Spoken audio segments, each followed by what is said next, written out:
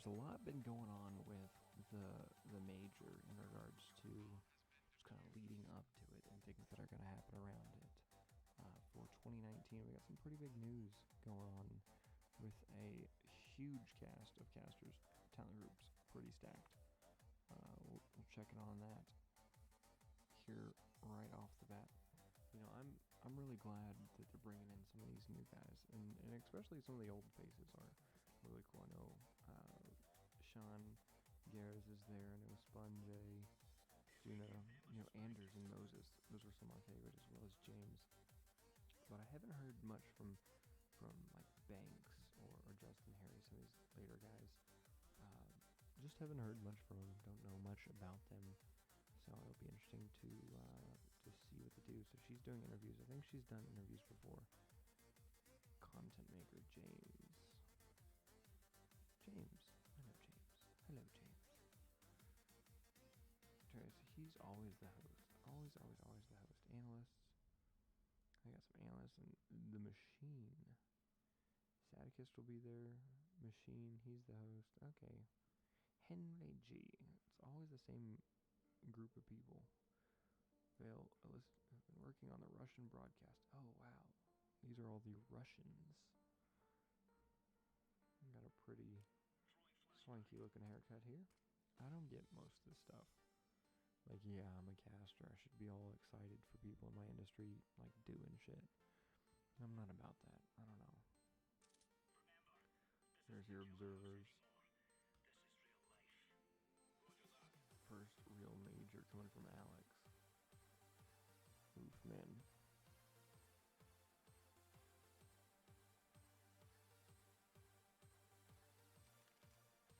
Man, oh man, oh man. It's gotta be interesting to see kind of what's gonna come of it. We got some big storylines rolling into this with, Straws chasing their next big ones. Their next major, and then Liquid coming off a hot streak. This is a chance for Liquid to be like the second US team to really claim it. So we will have to, see what they want to do about it. See if they want to try and come up with a big win. Gambit lost. Avangard lost. Forza won. Oof. Man. I don't know. The stream should be here, within, it says it's supposed to start at 5, it's 4:40. So that's pretty reassuring.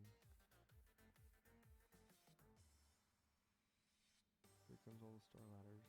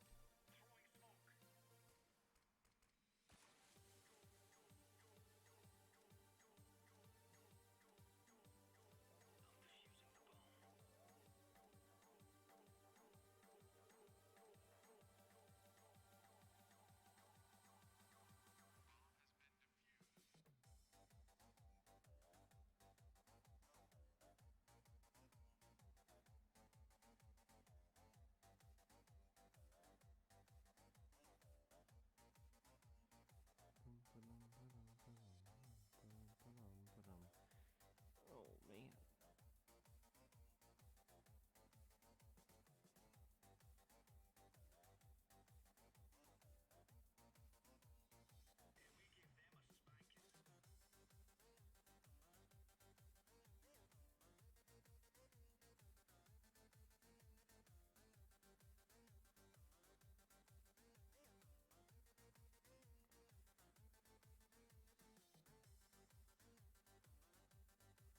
Why does a window capture never work? What if I put it like over here? Will you like it then? Over here and hit F11? No man, nothing, doesn't like it at all.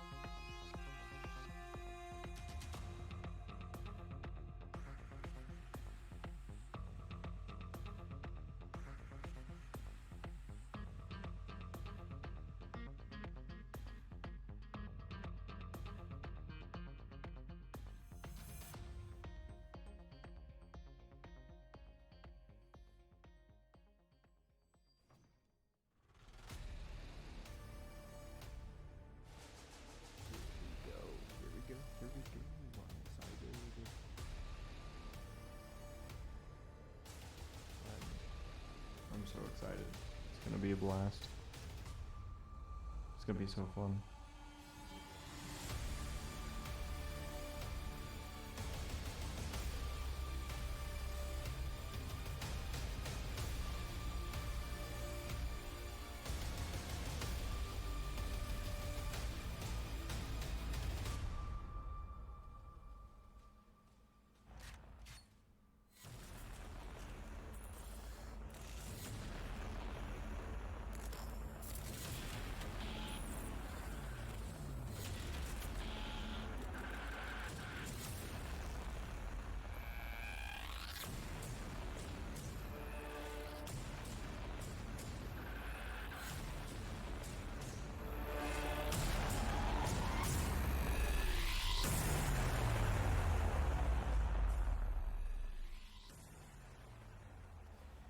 Well, while we were away for the past 3 weeks, there were tons of qualifiers held for various events around the globe. But right now, all of that can be put to the side because it is time for the 15th ever Counter-Strike Global Offensive Major. And we're going to be doing it live and direct from Berlin. My name being Trace Thunderstratus, right here for the StarLadder Major. And of course, alongside of me, bright and early this morning, some fresh-faced, and some just kind of here also fresh-faced in their own sort of way. We've got Pimp and Sean Gares. What is that supposed to mean? I'm just saying, man, you're looking good, exactly. feeling better, you know.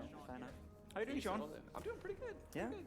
Got a kid now. Things are going a little bit rough. Yeah, that whole kid thing, that whole like dad factor. Look, we'll get into that. I just kind of want to ask you guys what you did with the past 3 weeks of your life.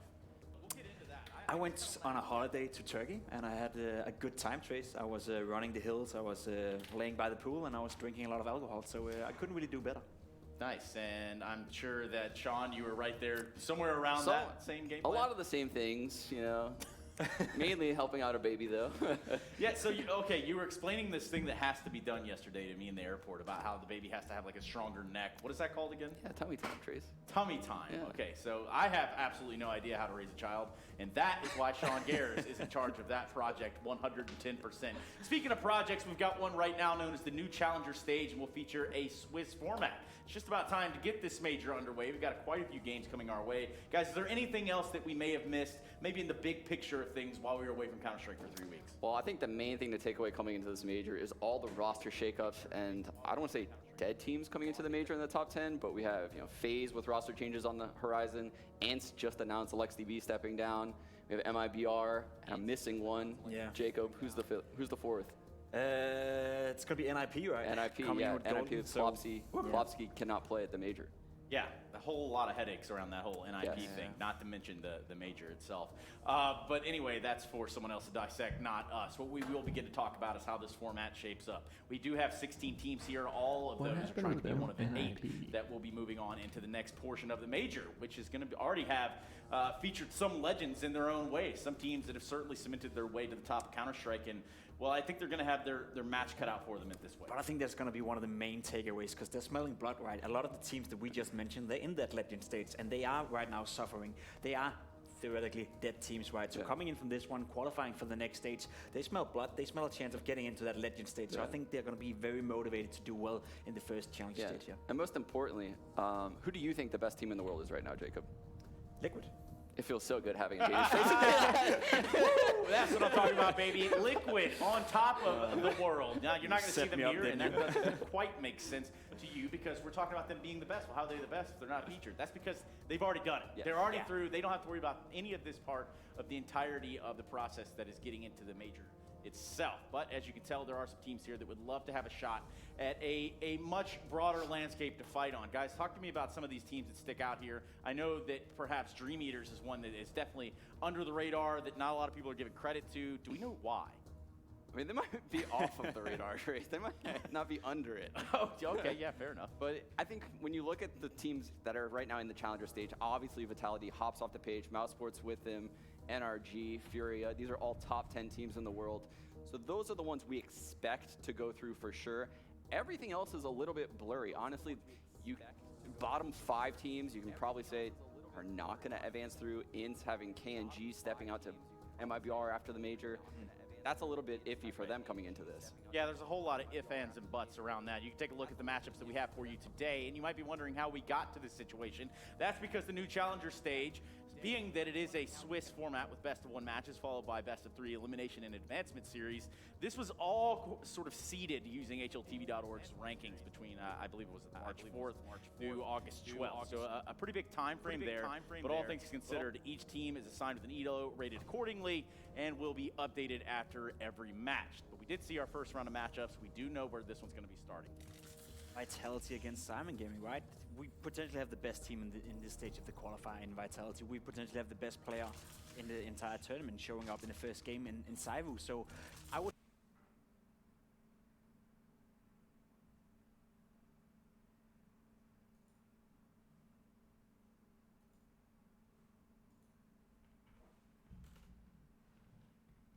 say that just leading into this matchup, it's going to require something special from Simon if they even want to make it competitive against a team that I believe is a team that could go all the way in the major itself. This is a team that potentially could end up in a grand final. Yeah, I mean, speaking of that radar we were talking about, Vitality has to be up there, right, Sean? Yeah, absolutely. Like Jacob said, Zai's best player in the world lately because Simple hasn't been attending many tournaments. Vitality looked like they're in phenomenal form, have won ECS, Summit, placed second in Cologne, I believe, and then third, fourth in Chicago. So they're in hot form coming into this. Obviously, if you look at like that MDL tournament where they didn't try, that's a little bit weird. But Simon Gaming, such a young team, 4 players, 19 years old. This is their first major. They're just breaking the top 50 for the first time ever. This looks like an insurmountable task. And the worst thing that they could come here and do is leave a bad taste in someone's mouth, which is, I guess in their own ways, that would be the worst thing that they could do. Now, who knows?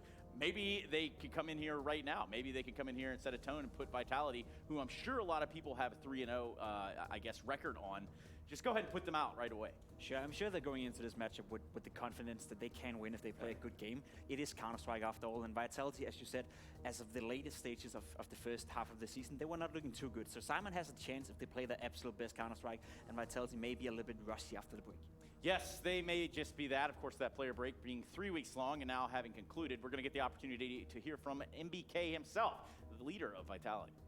I've got MBK from Vitality here with me. And to start with, you guys are the highest ranked team here overall. You're second in the world at the moment, just behind Liquid. You guys have had a very strong year overall as well. But now we're at the major and the challenger stage for you guys. Not ever an easy run, and it certainly gets harder, but how are you guys feeling ahead of this one, given the fact that you are heavily favorited? Yeah, as a team, you know, we're kind of expecting to go through that one stage and then moving to the next one.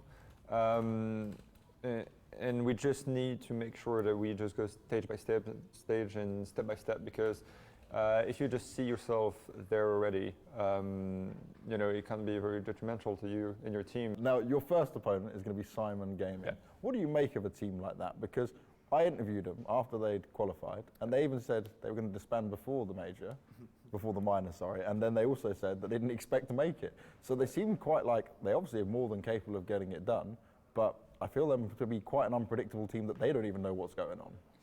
I think, so first off, I think when you come to the point where you're about to split up and it's like the last shot you have as a team, history says that you generally do very good, because we almost split up before major wins or stuff like that. Yeah. And so I think there's a little something there where, you know, you start going there with no pressure and everybody does a bit what they want, and you start playing more loose, you do good. So if they're still in that same mentality, it can be very unpredictable.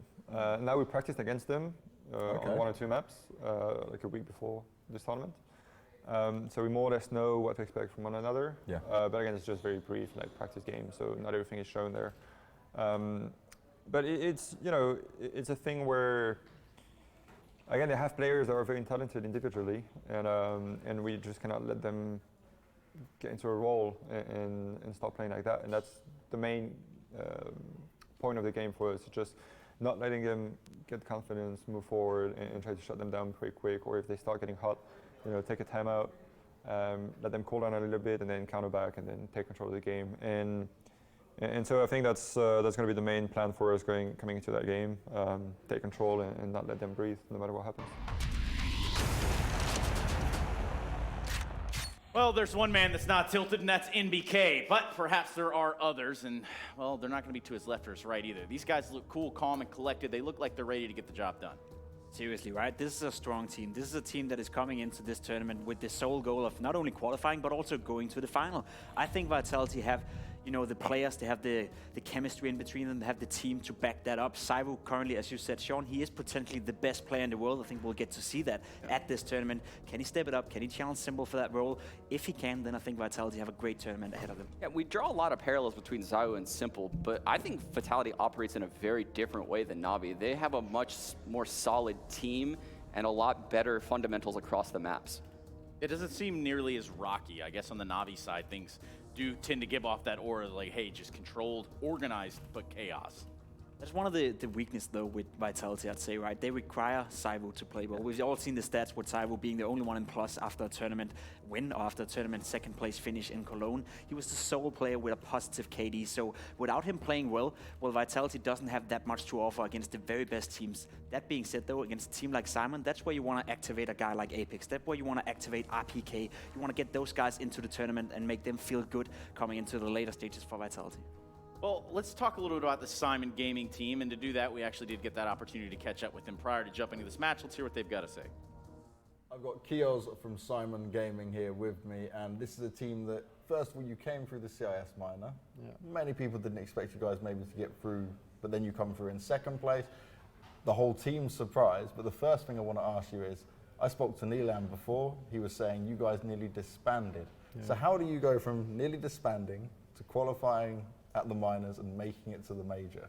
So firstly, like before the minor, we had some qualifiers online and stuff, open quals, but we were like losing to some teams that was making us tilt. So we were like disputing.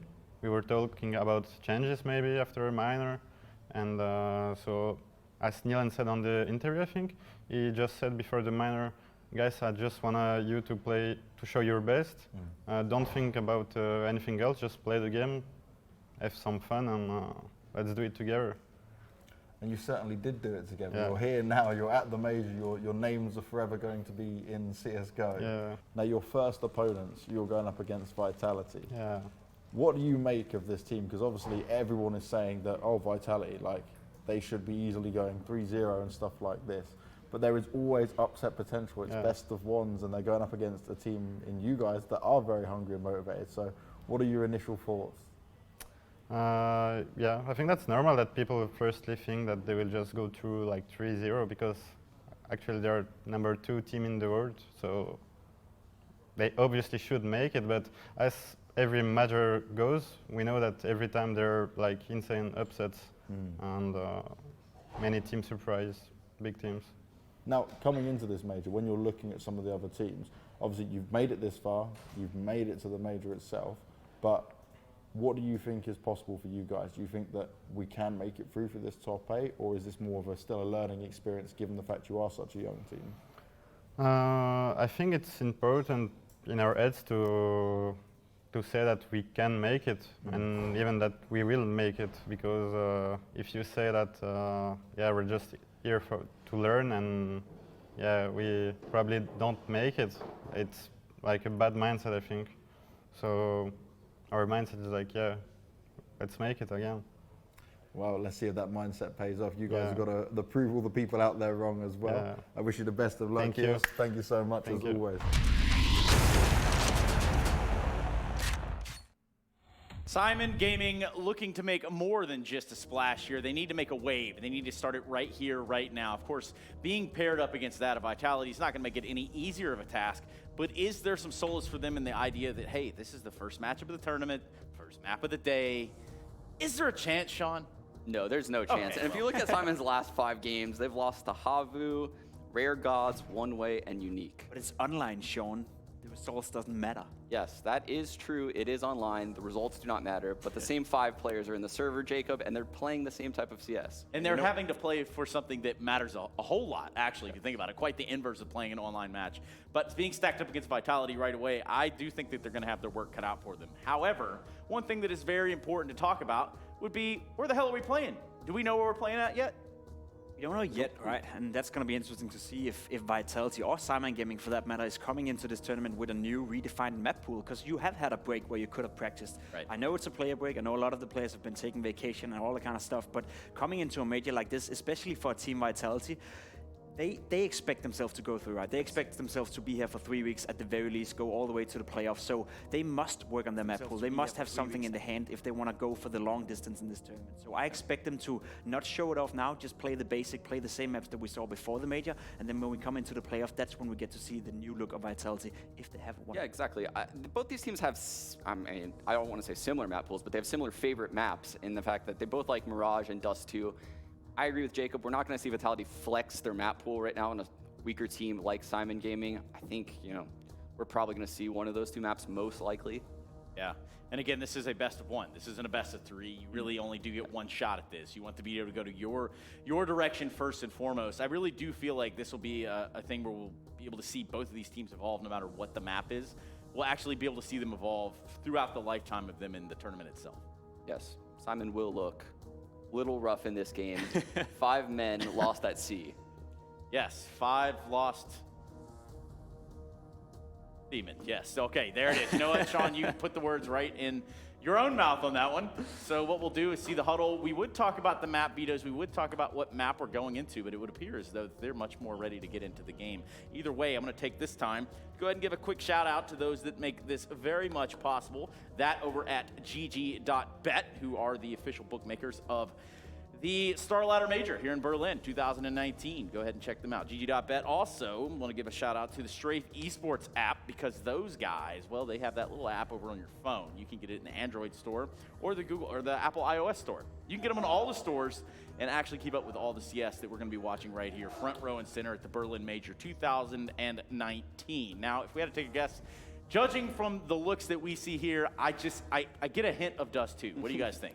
It's going to be Dust 2, right? It's a map that Vitality hasn't steered away from. They're willing to play it in a best of one against a team like Simon, where they are the heavy favorites. I like that. That's confidence coming in from Vitality. So they know that they are the better team. They know that if they just play their game, they should be able to win, no matter that's the circumstances. It may sound a little bit disrespectful to Simon Gaming, but that's just how it is, right? Vitality is one of the best teams in the world. Was Simon Gaming, they should just be happy that they're in the major for now, and they should try to make a splash, right? Try to put some pressure on Vitality, but winning, that's a little bit out of reach. Yeah, it's definitely not 0% chance of Simon Gaming, winning this game. We've seen CIS teams make crazy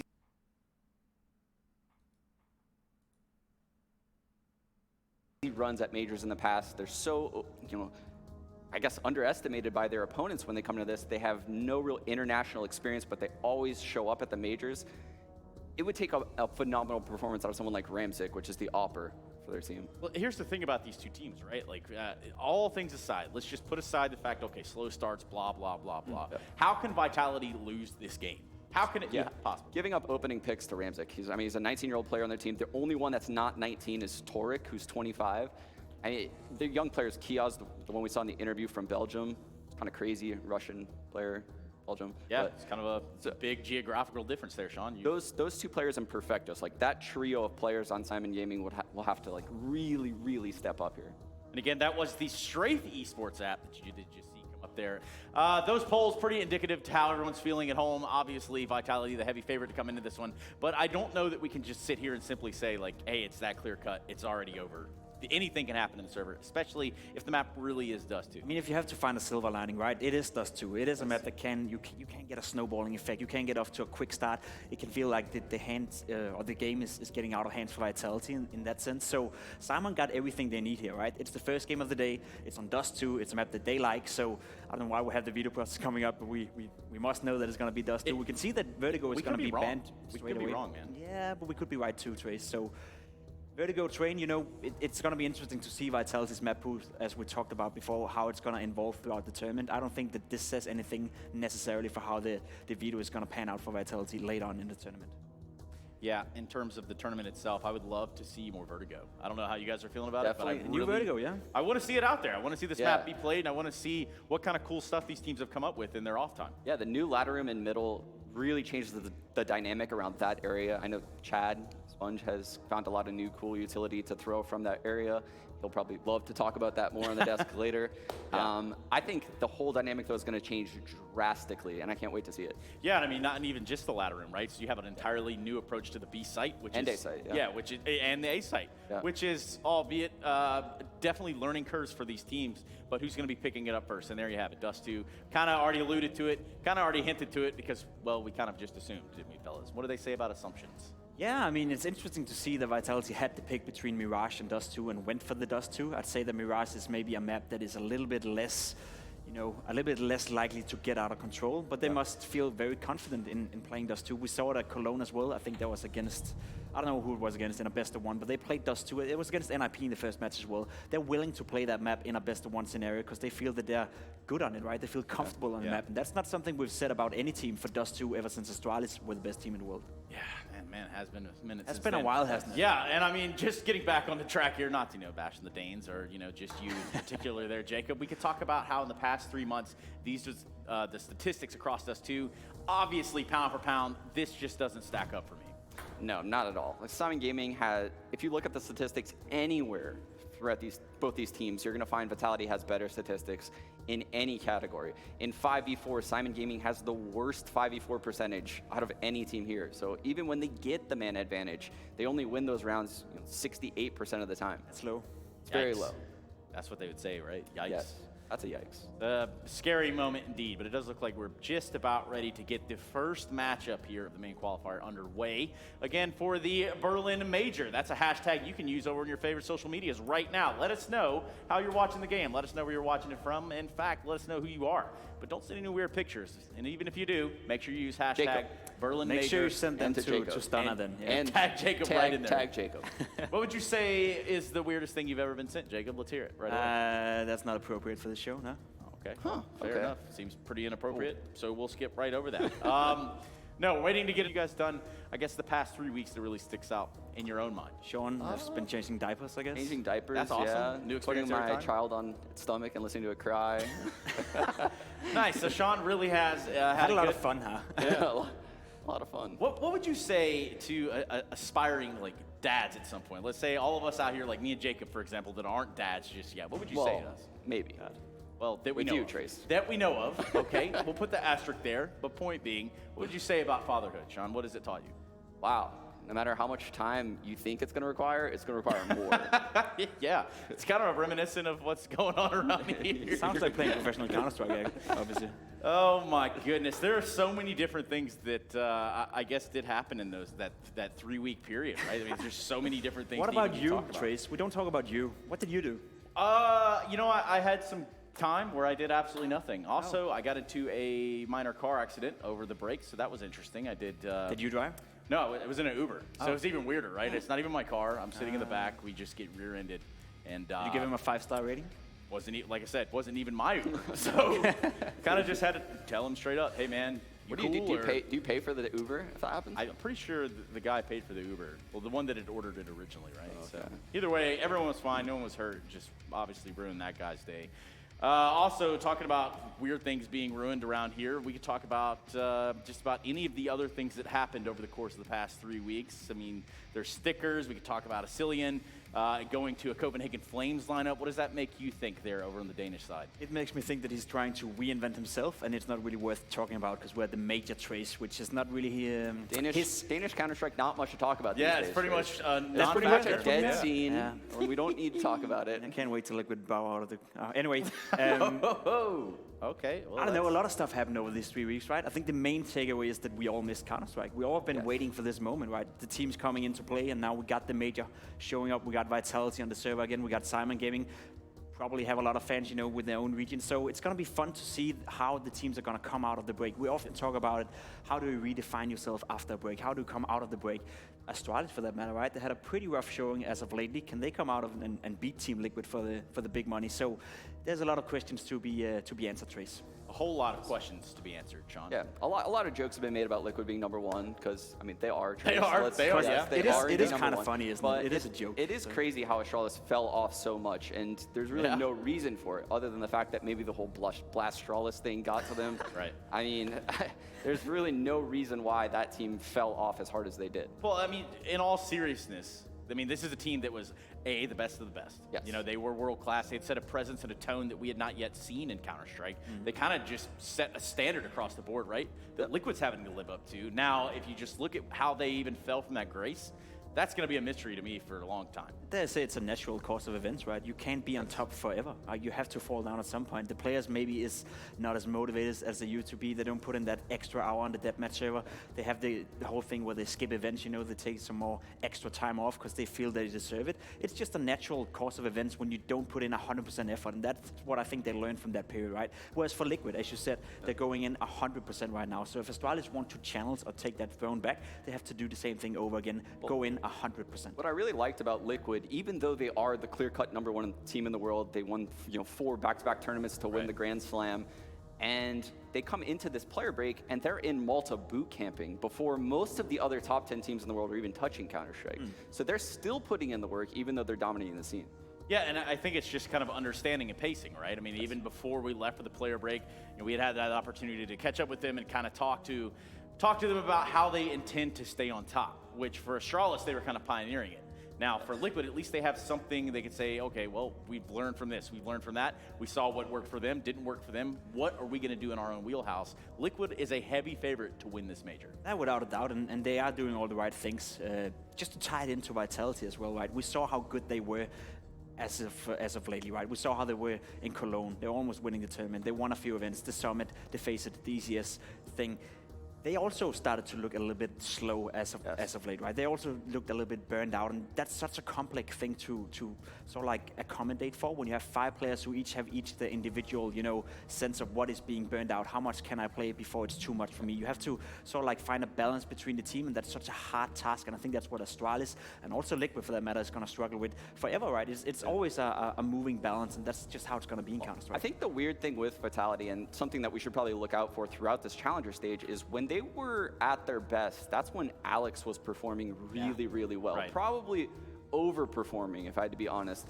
He was performing out of his mind during that phase, and if they want to make a deep run in this major, it can't be all ZywOo. It has to be Alex, NBK stepping up, Apex getting a lot of entry frags, RPK holding his solo sides. I mean, we're talking about a Cologne where we saw Vitality coming in with Alex hot and ready, right? He was showing up in a big way there. We saw what the other side of that brought out too, because obviously they didn't win the whole thing, but there they were nonetheless. But that's the thing, right? If you look at Vitality, you look towards the lineup and you think, all right, who's going to be ZywOo's sidekick, right? Initially, you'd think it would be Apex, but he hasn't really been able to do that consistently.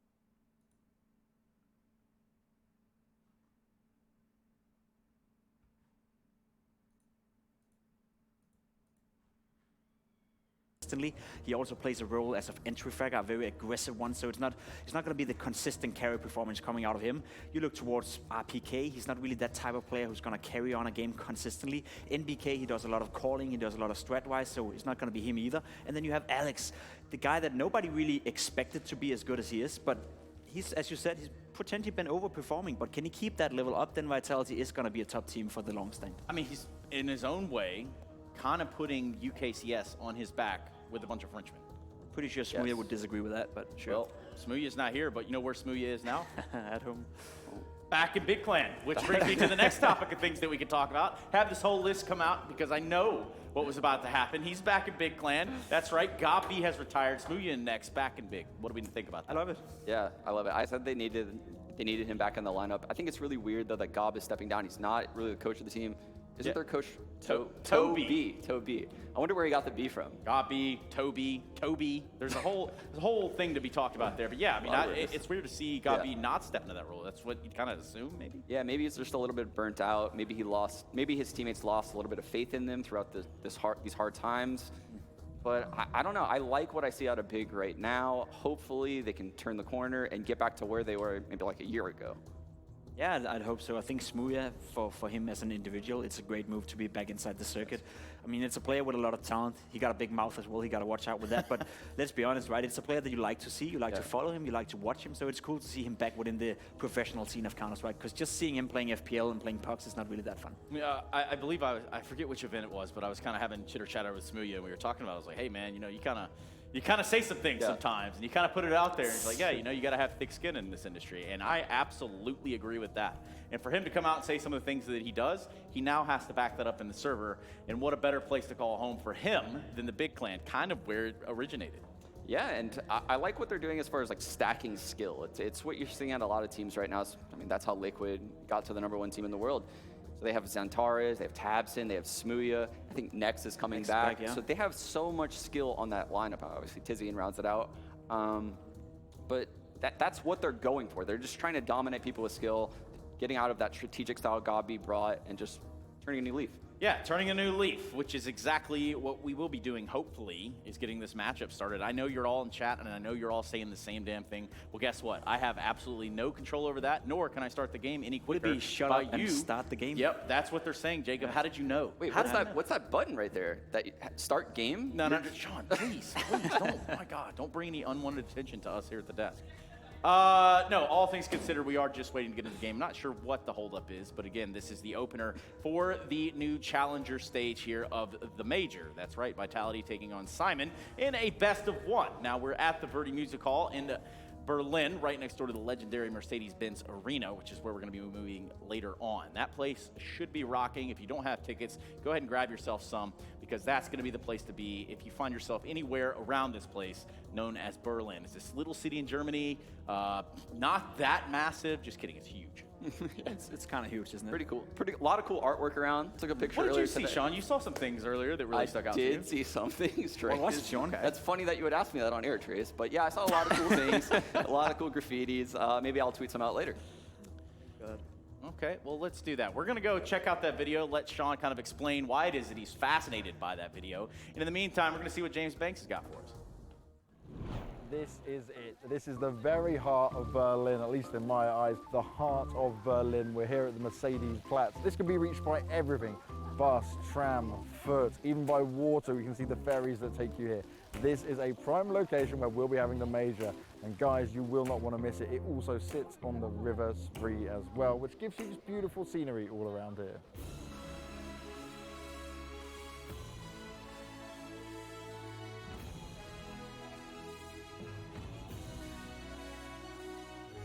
The Challenger stage of the Major will take place in the Verti Music Hall, and the most anticipated part of the tournament, the playoffs, at the Mercedes-Benz Arena.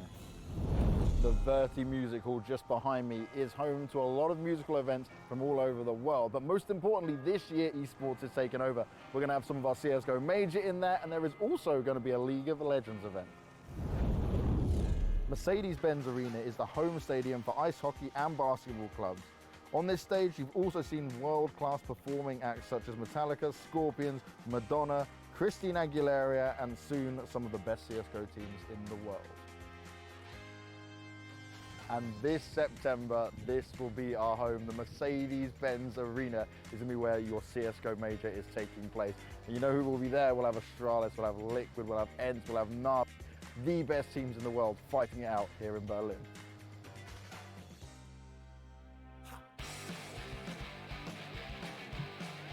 Every day at 7:30 p.m. and 10 p.m. 96 fountains will shoot up 4 meters high. A lot of people come here to watch it. It's very pretty, it looks good. You may be crazy enough like me to be doing this while filming and potentially getting soaked all the way through. I want to move pretty soon, so I think we should start going that way. And this is it from the Mercedes-Benz Platz. You've got the arena just behind me over there. I am sat on this lovely rooftop bar where you can get some drinks, some snacks, chill out in between the games. But that's the main thing. There is so much for you guys around here as well. Restaurants, place to eat, place just to sit and chill with friends. So you will not run out of things to do in Berlin. Hopefully you've seen that throughout these videos. But guys, make sure you go and get yourselves over to the Major. I can't wait to see some of you guys there. And for the rest of you, just enjoy the show because this is going to be one epic Major.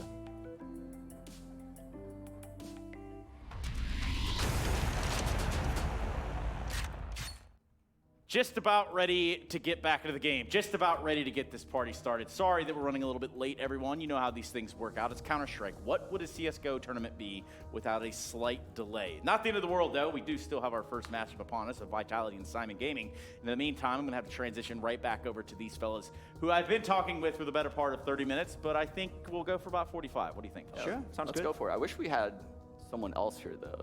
Namely, Cold0. Oh my He goodness. would literally spice up this entire desk. Now, let's just start right there. Yes. You know what? Let's start with some of that, because first and foremost, we're talking about coming out and giving attitude, spitting fire. Cold0 did all of this. He did it in an ESPN Brazil esports interview, and quite frankly, he had quite a bit to say. Now, we could go over the entirety of the interview, or I could just ask you guys about your thoughts about the whole thing, because there's a lot. First of all, I think it's a shame that he's not going to be at this tournament, right? I think I read up on some stats coming into this one, and he's the best performer ever at the majors, right? He's the most consistent performer, and he's a synonym with what it is being at a major as a player, right? He's so good, he's won it, and he's just one of the best players in the world, and rightfully a legend, right? So not having him here at the tournament, that sucks. Now, for what he said in those videos and in those interviews, Sean, go ahead. He just pretty much, there was a lot of casualties, let's just say that. Like, he did not leave anyone untouched. Even Zeus from Navi, an innocent bystander, was taken down in that interview. Yeah, I mean, this was the sentiment I got from this, right? And I'd kind of written it down. That way I wouldn't fumble this in such a bad way. But this is kind of the wordage that I took from it. He talks about how the ending of the team environment was, and how MIBR was kind of rubbing it in his face that he was no longer playing there anymore. That's some spicy meatballs, ladies and gentlemen. Well, it did seem like from the outside, right, that there was some internal conflicts within the lineup. They didn't seem to mingle around as much as they did. They didn't seem to have fun. You even saw it some of the after parties. You saw it, even at the games, they weren't as excited and as happy as we know MIBR to be. So we knew there was something going on within the lineup, but that it was that bad, and it feels like he was pressured up in a corner, and he just, as you said, he was taking innocent bystanders by no means. Even said that he made Device cry at some point, right? It's like, what on earth is going on? That was said. Now, well, let's not backtrack. Let's pause right there and understand what exactly. You seemingly have an insight here. So why was it that Device was boohooing? These people do cry a lot. I see Jacob. Jacob's crying basically I'm a inside very right now. emotional guy, and I excuse for nothing. I mean, it's okay. No, I mean, we'll leave out all the soap opera stuff, but in reality, yes, he came out slinging some truth. He came out speaking his mind, which is an interesting thing considering we're talking about Cold0. We're talking about one of the best of all time. Yeah, so like Jacob said, he performs at every major. But he talks the talk and he walks the walk, right? He's not someone that's talking a lot of trash and not backing it up in the server. I don't mind it. I like the trash talk. I hope we see more of it in Counter-Strike. Sure. So I am joking around with it, but let me put it like into context as well, right? Because people seem so surprised that he came out and said all the things that he did say. Sean, you know it. I know it. Even you've been a manager for this guy. Thank God. Kind of adults, but that's what happens in teams, right? It's people seem like it's a big deal. People seem like, oh, we didn't know that was happening inside the teams. Well, that's what's happening every single day. Practice, people whine, people yell at each other, people rage, people complain about each other. It's not always a nice thing to be in within a team, right? It's a rough period, it's a rough process, and you sometimes do make enemies in the process. So it's cool to see Cold0 come out and talk about it. Maybe he could have said it in a different way. Maybe he could have been a little bit more graceful about it, but I think so. But the fact that he is coming out and actually giving people a realistic picture of how it is to be on a top-performing team is, to me, nice. Yeah, it's not all flowers and sunshine in these top teams. You can take it from Trace. I'll throw myself under the bus. Everyone thought of me as this nice in-game leader. I never yell at anyone. And let me tell you now, not any of that. No, yelling sir. at everyone every day at practice. Obviously, at tournaments, you don't bring that energy. And you can see when Cold0 is with his team at tournaments, they all look functional. Everything looks good. So you don't assume that this stuff is going on under the surface. But during practice, when you're playing 10 hours a day, 5-6 days a week, you're traveling, so you're not even with your family, that stuff builds up, like Jacob said. Yeah, and I do think you kind of hit that one right on the head right there, Sean, because the reality is this. I mean, yes, we do have a demographic of professional athletes that are slightly younger. Questions of work ethic, questions of just about anything that you can think of involving being a part of a team. These are all things that will come up, these will arise. And oddly enough, within esports, I think we're still within a maturing process on the bigger picture in terms of how orgs and how these teams want to function internally. I think people sometimes fail to realize how much of a pressure there is on a player, right? You often talk about that you have to ignore HLTV, you have to ignore the Twitch chat, you have to ignore basically everything and just focus on yourself and focus on your team. But that is a big thing to require from a player, right? At the age of 18. Think about Sergey for the matter, right? He's one of the brightest talents we have in the server. He's one of the brightest talents that Counter-Strike has right now. But for him, you know, to just completely ignoring HLTV, completely ignoring the Twitch chat, completely ignoring all the tweets that he's getting when he's playing bad, that's a big task for a 17-year-old dude who's playing some great Counter-Strike. So people sometimes need to realize that being a professional Counter-Strike player is not as easy as it seems outside the server either. It's not just you have to be a good Counter-Strike player either. These organizations want you to create a brand, and you want to market yourself properly so that way you can do things later on. So they have to look at social media. They have to engage themselves in these ways if they want to prolong their career. Yeah, and I mean, if you just compare, say, what we have in terms of, I mean, just a basic open circuit of Counter-Strike events, right? I mean, we have major, minor, does not matter what it is, and compare that to, say, a traditional sports approach. There's some policing up there, too, when it comes to, hey, you can't do this on social media. Hey, you can't do this here. You can't do that there. And this is all for the betterment of the player. Now, this was not at all necessary for the Coldzera interview, which is why we got to this topic to begin with, because he just came out slinging them things. But that's the thing that's beautiful about Counter-Strike, and especially the fans and the connection they have to the top players. Try imagine a world where you got Neymar or Cristiano Ronaldo to say something like that in an interview. It wouldn't happen. Like, there's so many filters that he has to go through. Whereas for Counter-Strike players, you're only one tweet away from actually getting a reaction sometimes. We are so close to our fans. We're so close connected. Even you, I see sometimes you reply to some of the, stupid tweets that it comes at you, right? And I do it myself. But that's just how we're born. That's how we're raised. Whereas for football players, they're raised to just ignore all that stuff, and just put on filter by filter by filter. So, I mean, fans should be grateful and happy for the fact that we are so close to them, and that also goes for Coldzera, right? That interview would never happen had he been a professional football player. And Jacob, as someone that I know has extensive time spent on the forums reading all the praise that you get, what is it that you could say, I guess, going outward? I mean, as, from our side of things, what would you say in defense? That I don't care. I think, that people can do whatever they want. I think what Coldzera did in that interview is a good thing. I think he's getting a lot of flack for it. He's getting a lot of criticism for it. But at the end of the day, I like what he did, right? I like that he spoke his mind for once. And if people are going to anticipate that in a bad way, then let people do that. I think you have to be thick-skinned if you work in our line of work, both as a player but also as an analyst or a commentator or what that may be. Whenever you're in the light of the public, you have to conduct yourself. You have to do as you kind of want to do yourself. And as long as you have yourself and your heart with it shown, you can do it. Yeah, and people say Coldzera burned all these bridges. That's nonsense. Someone with Coldzera's skill, I mean, he could probably literally join half of the teams he flamed in that interview. Which is another interesting part about the interview overall, because there was this whole, I've been approached by 4 different teams or something. All speculative, of course. We don't know. Perhaps we'll never know. Interestingly enough, the real question now, let's kind of center it around MIBR. Where do they go from here? Because they are going to be using Zeus. They've already made it abundantly clear that this is the lineup they will be using at the Major. That's a bit of a shame, right? Because I think MIBR really looked fired up in Chicago, I believe it was, when they were playing with Zeus. They got to the semifinal as well, and they put up a good fight, even playing with a coach that I firsthand have experience with, is not a great Counter-Strike player. I've seen him play. I've seen him in practice with myself on Liquid, and he's...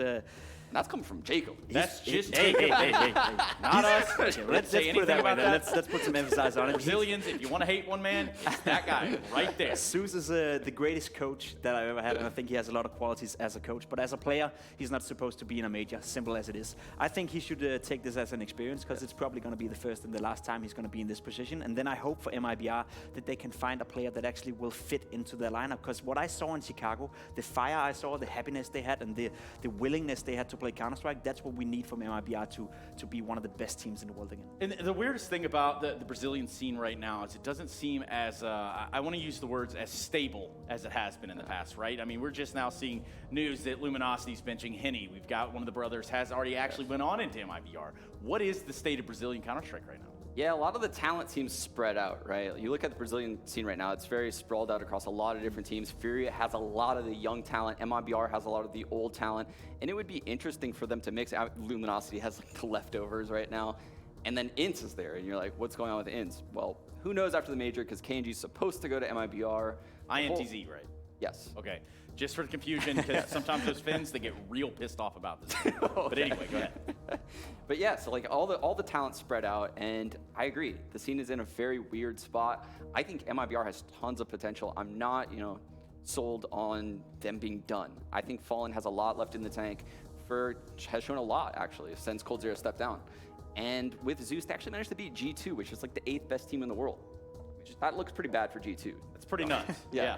And I guess even adding on top of that, right? So you've got this team of MIBR, but you've also got teams like Furia, who are here in the new major, or excuse me, the new challenger. They are here to kind of set a presence. And for the first time, I think we're actually witnessing a sort of dethroning in a way. Yeah, I would say so. I mean, I was just about to say that it all went south when MIBR is the flagship they are for Brazilian Counter-Strike. Didn't really work out. To me, it seems like a mentality problem, right? They don't really seem to be taking it that seriously. When you have so much talent, like you, for an example, have on Luminosity, it blows my mind how you can not produce one single great result, right? You have Henny, you have all these great players, Bolts, Steel, you know, used to play in Liquid. They are so talented, they're so good. They've been at a major final, most of them, and they're just not doing anything. So it's not a skill problem, it's more like a mentality problem, or something is not working internally on the team, and that went south whenever MIBR really shipped down the flagship they were. Whereas for Furia, they're the new generation, right? They're coming in with new blood, they're coming in with no respect whatsoever for what they did. They're doing their own thing, and as you said, I think Furia will be the best Brazilian team in quite some time if MIBR doesn't get their S together. Yeah, they've certainly got to get their S together. Is what they've got to do. We are, again, just to remind you of why you're all sitting in here listening to us talk like we are talking on a podcast. It's because we're waiting to jump into the first matchup here of Vitality versus Simon. Of course, there was a little bit of a delay, and now it does seem like we might just be ready to get where we need to go. That's jinxing it, isn't it? So let's continue on podcast mode here, just in case, because I just want to make sure everyone at home knew exactly where we were going. Big news, guys. Huge news. And that's that Cash is going to make its debut at ESL 1 New York. Oof. I can't wait to see that, actually. I'm obviously, as like an NA player, we've always loved Cash. Yeah. Hasn't been too popular in the European scene in the It past. required no brain to play. So. Yeah. Well, that's funny because the NA team is #1 in the world, and And he's surrounded by two Americans right now and kind of like, a little bit wrong there. No, but it will be cool to see, the map back in rotation. What does that do to the current competitive rotation is what I would like to know. I don't see a world where Valve has made these adjustments to Vertigo, sort of pushed it out there, put it on this platter, pushed the plate out in front of us, and said, you know what, we'll bring it back, here's Cash again. You know what, I urge everyone, and including you, just to send a mail to Valve and ask them, because we don't know, right? We have no idea if they're going to remove Mirage. That would be the obvious pick, because that's the latest map not to have been removed, right? Maybe you're going to rework that one more time, and you're going to start all over with that circle, or you're going to remove one of the less good maps, and that's, you know, all subjectively, right? Because, for example, Inferno, for me and for my taste, it's not really a great map, I feel, but it's fun to watch, and it's always close. So there's so many different opinions about it, but I agree, seeing Cash being played once again, despite the fact that you don't have a brain to, or need a brain in order to be good at playing it, it's cool to me, right? Swedes were always good at Mirage, at Cash as well. That's how we kind of like setting them like that. Everyone can play Cash if you just run around and do absolutely nothing up there. So. Nice. And this is the same Jacob that couldn't cut it in NA. Am I getting that right? That is the one, the one that always tries to get tips, that always NA. just collapse. Oh yeah, we got yeah. Ooh. It's gonna be my funeral song. Or I just hit a mood in here. I just hit a vibe in here, guys. Like, okay, I don't necessarily know if they can even unbutton these buttons. Oh, Sean, please, no close-ups. No, we are waiting to get into the matchup. Things are starting to turn around one way in here. Not real sure what to think about that. Let me pop one of these out so I can hear what we're tuning to. Okay, yeah, that's not bad. Yeah. That's got like a sort of like, all right, we're cool now. All right, I can work with this. Yeah. I can work with this. It truly is podcast mode right now. No, so no mixtapes coming out here. 800 years later, we're not having a matchup just yet either.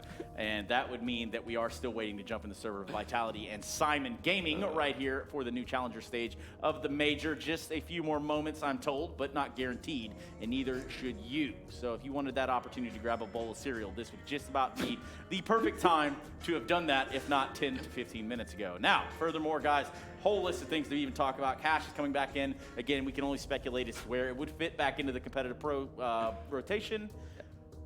But at least with it coming back in, I have a feeling Mirage is on its way out too. I personally would hope so. I'm pretty public in the fact I'm not a fan of Mirage. Why? I think the map is very stale. You see almost no innovation on it at this point. It's been worked out by pretty much every team. It's the most popular map in the circuit right now, and I think it just got reworked. Skyboxes were changed, certain things were adjusted around in the bomb sites. Nothing even too drastic, and then just reintroduce it into the pool. It would be great.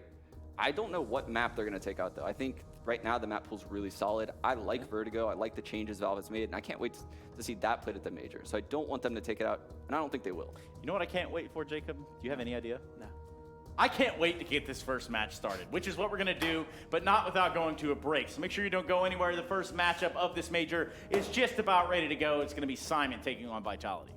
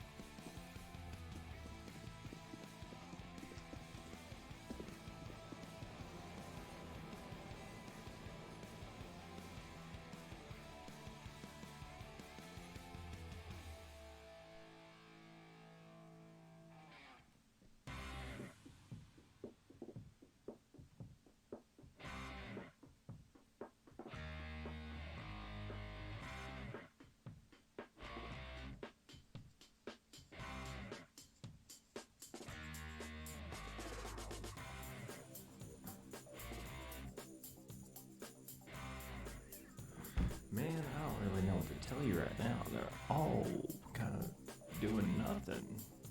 No streams on right now, which sucks. I'll see what I can find.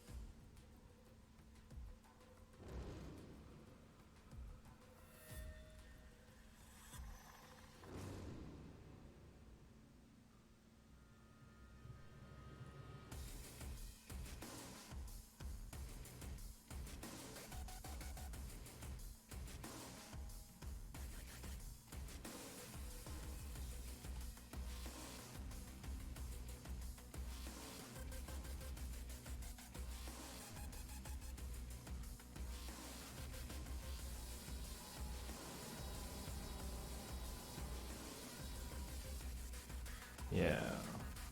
Maybe one day. 58.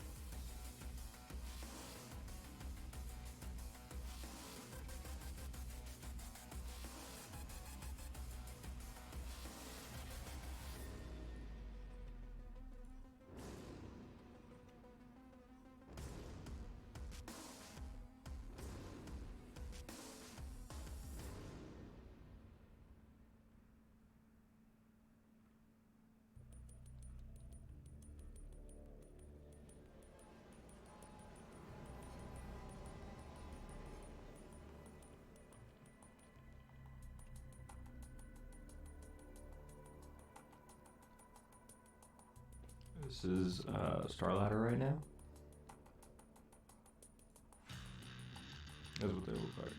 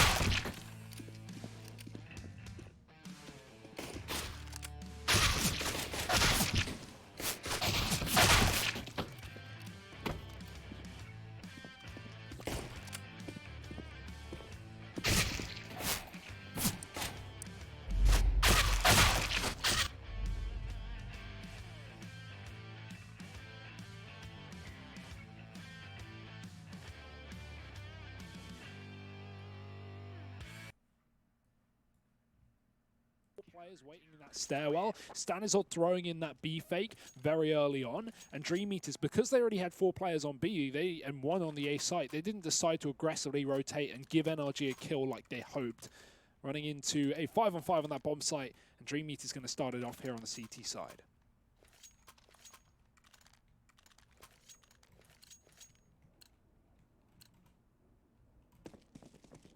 NRG have made this interesting decision just to go immediately in with a force, and you understand why, right? They get that bomb down. They're looking to just bring the heat almost immediately, and I love that, right? They're coming into this. They know they're the heavy favorites of this situation. And so they're looking to try and take one straight off the bat. Now, the benefit to getting this buy-in here is you take a look at this, right? You've got a Krieg and an AK. Now, that kind of matches the 2 rifles over in the hands of Dream Eaters, and they've put all their money into this round. I would say, you know, with the new economy changes, Hugo, if you're able to do it, it almost seems beneficial to lose the pistol and then win this second round. But obviously, you can't bank on that. No. That's what NRG are looking to do here regardless. A very, very slow default from the North American squad. They set a couple of players up towards mid and long initially. Now they've got Tarek clearing out the connector here. He'll regroup with Cirque over in mid. So they know they've got this foothold over in middle, and they might look to exploit toilets with maybe one of these players. Does look like the B play though, with Tarek trying to sell this A side fake. He'll throw in that utility just to keep these 3 players here for the Dream Eaters squad. For the time being, at least, it has kept them in position. So NRG, if they picked up the pace, if they just decided to go, they might have caught a timing. But you can see Dream Eaters, they've actually pushed Speedak forward. He's cleared out toilets. He's cleared out mid. He's coming in behind Tarek. And NRG have got no idea. There's 4 players stacked inside of this bomb site right now for the CT side. And now they're just running through a smoke harry. They realize the jig is up and there's nowhere to go but through Monster. Dream Eaters with 2 players on the other side and everyone on that B bomb site. What a setup. I love the re-aggression from Speedak. Is perfectly timed right as NRG fall back from that A bomb site. And I mean, just walking into a full B stack, nothing you can do about that. Even with the force buy, they get shredded. And now we're going to have to see an eco. Now they've got to give some money away in round number 3. Of course, for those wondering about the X-ray, we've had confirmation that the StarLadder are aware it's not working right now, but we will have that fixed very soon. So do wait for that. Apologies for the time being. We are only on map 1, and things are only going to get better. But I don't think things are getting much worse for Dream Eaters in this round, because they have, again, an anti-eco NRG on pistols. Dream Eaters brought up with a few rifles and a couple of SMGs for those money makers, and NRG are getting given control towards a connector. Speedak, well-timed rotation there. He could have gotten caught out by Tarek coming in from below, but instead repositions back towards long, and NRG, they're gaining a good foothold up towards this A site. Still Ethan watching for the B aggression, but by and large, this is looking like an A play for NRG.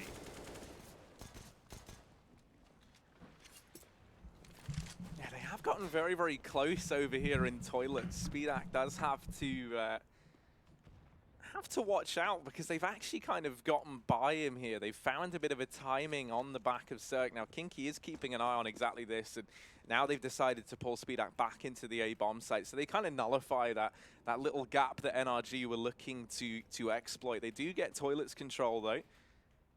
Speedak's still floating around nearby. And there's a lot of players on the other side of the divider. They're right behind him right now, and Kinky holding close. These two have to try and play off of one another to trade this out. They've already got Speedak up towards Dumpster. There's Speedak in with the first, and from this point on in, it really should just be the cleanup from Dream Eaters. Yeah, I love this setup as well. 15 seconds here for NRG to either die or get a bomb plant. They need to do something, and they're going to run into the firing line on long. That's really cool from Dream Eaters. Having Speedak play, that close divider and watch the short walk up, and then Kinky covering toilets from the left side. I mean, that's the last place you're checking if you're NRG trying to come through the toilets. You're thinking more about dice. You're caring for a long side peek or a dumpster play, not someone on truck wall. So nice setup on the anti-eco there, and a quick 3-0 for Dream Eaters. They are going to be sitting pretty in this match so far. Now, NRG do come back in with rifles, though. Of course, their second round was pretty lackluster. They had a Krieg and an AK. That was the peak of it. So now actually having rifles in every single player, and 3 Kriegs coming through as well. I imagine we're going to be seeing a lot of these here at the Major. We get to see this triple boost from Dream Eaters. That gets thrown in down here nice and early. Now this leaves a 4-man B hold for this CT squad. NRG playing the slow default initially. Looking like maybe once again they want to go back to trying their hand at this connector control and then working middle on the back of it. Looking to at least establish that foothold before they make a decision a little bit later in the round as to where this is going to end up. You can see that triple boost has been dismantled as well down here towards B. Dream Eaters instead just holding 2 players inside of the bomb site. Now they didn't see anyone down towards short early. For one, Vitality versus Simon, which is a team that came through the CIS major, finished second place in that major to many people's surprise, and now have a lot to prove in this stage. Simon Gaming unfortunately had to go through that play-in. So they had a little bit of a longer road. And for them, look, I have them as my 0-3 in the pick'ems, and there's a good reason for that. They played some of the worst Counter-Strike I've probably seen throughout the process. And I don't want to say that to be super harsh and, you know, putting a lot of pressure or being mean to them. It's just their brand of Counter-Strike they came into this tournament with, or the minors that is, was very loosey-goosey. Looking towards these individuals. Now, maybe you missed the death segment because that was some time ago. Thank you for bearing with us. Thank you for putting up with the delay. Just a couple of teething issues here so we can bring you all the Counter-Strike goodness. But Simon Gaming have to be the lowest seeded team in the tournament because Vitality are the highest seeded team in the tournament. Yeah, absolutely. Yeah, seeded system similar to what here so we can bring you all the Counter-Strike goodness. But Simon Gaming have to be the lowest seeded team in the tournament because Vitality are the highest seeded team in the tournament. Yeah, absolutely. Yeah, seeded system similar to what we saw at the previous major. And yeah, you've said it correctly. They played the play-in, which is obviously the extra spot to get more teams involved. CIS picked that up. It's to me, this can kind of launch a good tier 3 to tier 2 campaign, if you will, for a team. Sure. We've seen lots of teams make appearances at the major, but then fall off really hard. For them, they need to kind of get into the same area as Crazy, sort of get into the DreamHack circuit maybe, or some of the more CIS region circuits. Obviously, they've got quite a bit going on that we don't see as much on the English broadcasts that happen within Russia and the Ukraine quite commonly. So right? Already a 4-0 lead getting built up by the CIS squad early on. At least you get a bomb plant there. You're at max loss bonus. So NRG, they're not going to be in that situation where they are just having to you know, like lose a round and then take an eco or partially invest. And then, you know, they can throw another buy in here at the very least. Very important decision that Dream Eaters did deconstruct that B boost up early, right? Because when you go for that kind of play, you need a player up on Monster as well. That leaves only a solo A player, and you can't commit with that for too long, especially when you spot nothing down on B. So Dream Eaters very much ahead of NRG right now. Do have a rifle round coming through, though, for the North American side, and they've got AKs and a couple of Kriegs. Bit of a boost outside of B. Ethan going to look towards the barrels, but no one playing there. Honestly, we've seen less and less players use that barrels the longer Overpass has been in the pool, and it is because of reasons like this, boosts, easy Molotovs. So NRG not finding anything to start, but they did get jump spotted, so Dream Eaters with a bit of info as to this setup. Yeah, I always felt like barrels is a great late round position, but early round when the Molotovs are still up, right, it is just like such a messy one to try and hold, because if a Molotov... They all blend into one. It kind of does.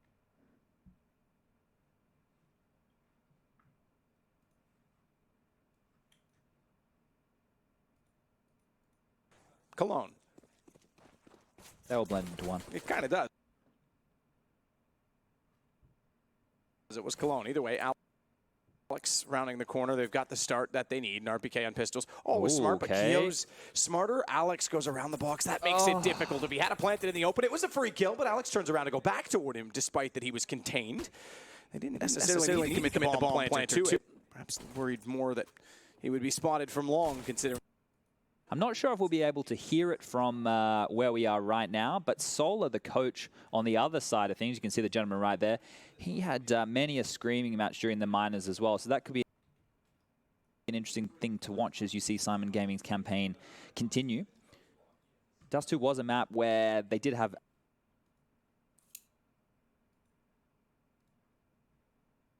in on the flank, and they are not ready. 2 kills from Krad. Tarek last alive. That bomb is low time, but he needs to hit some shots now, and Sviat will not let him. Dream Eaters in with another retake. That was a man disadvantage with not a single bit of utility, and they're going to pick it up.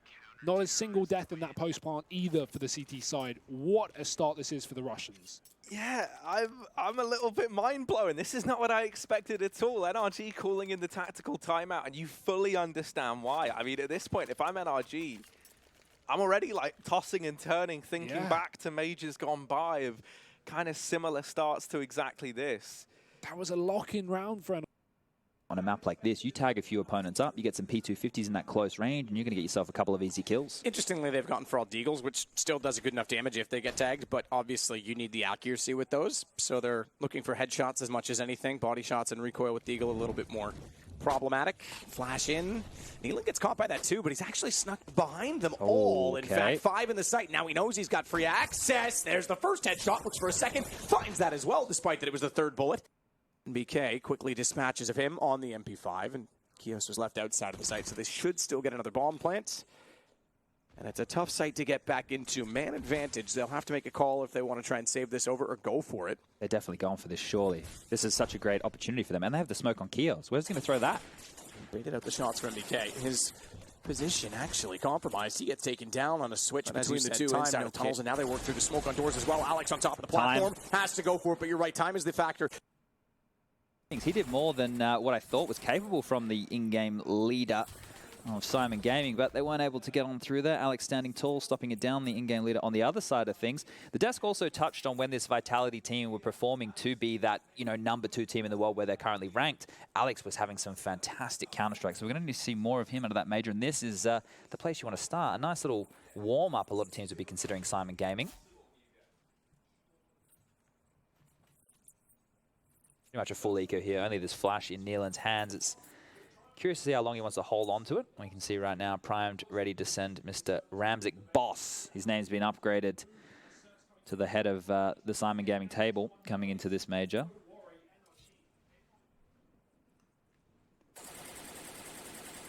Check the car, Alex. Well, he hit for good measure. Yeah, why not? Blow up the damn thing. Rag in the gas tank, light it on fire. There's a flash. Flashing for Ramzik, but he's counter flash. Alex is a bit lost in all of this, but gets the reload in before they take any further action, and through it comes an aid. Apex and ZywOo finding kills. ZywOo even on the pistol. Holding on for naturally the AWP. He'll plant the bomb. Round pretty much secure at this point, so 3-0 for Vitality. You said it as well. The interesting thing from Simon is that, or Simon Gaming if we want to be clear, Dust 2 is sure, it's one of their better maps, but you're going against Vitality on this? I mean, this is home territory for them. Yeah, so just some of those results from the CIS Minor, there's obviously, that went down, just over a month ago now. So they played Dream Eaters, they beat them 16-12. They played against Fours, and they lost 16-6. They beat Dream Eaters again, 22-20. Gambit Youngsters, they beat 16-2, and then you have Unique, who they beat 16-13. Now, some of those names might not stand out to you guys. This is just going to be a couple of closing kills here. But one that should is the Fours. Fours as a team, I think they're going to be quite solid in this event, and I think them beating Simon Gaming 16-6 is what you should be expecting to come out from any team who you expect to make it to the top 16 of this major. Unfortunately for Simon Gaming, their CT sides on the majority of the maps that we saw them play were abysmal. They were being dictated to. The only time that they ever looked like they had a real good game plan was on their T side, and they could go for that snowball-y game plan. Ramzik gets an opening kill, or they can go fast in an area, and someone gets a couple of opening kills. So they have to have worked on their CT side in this time off.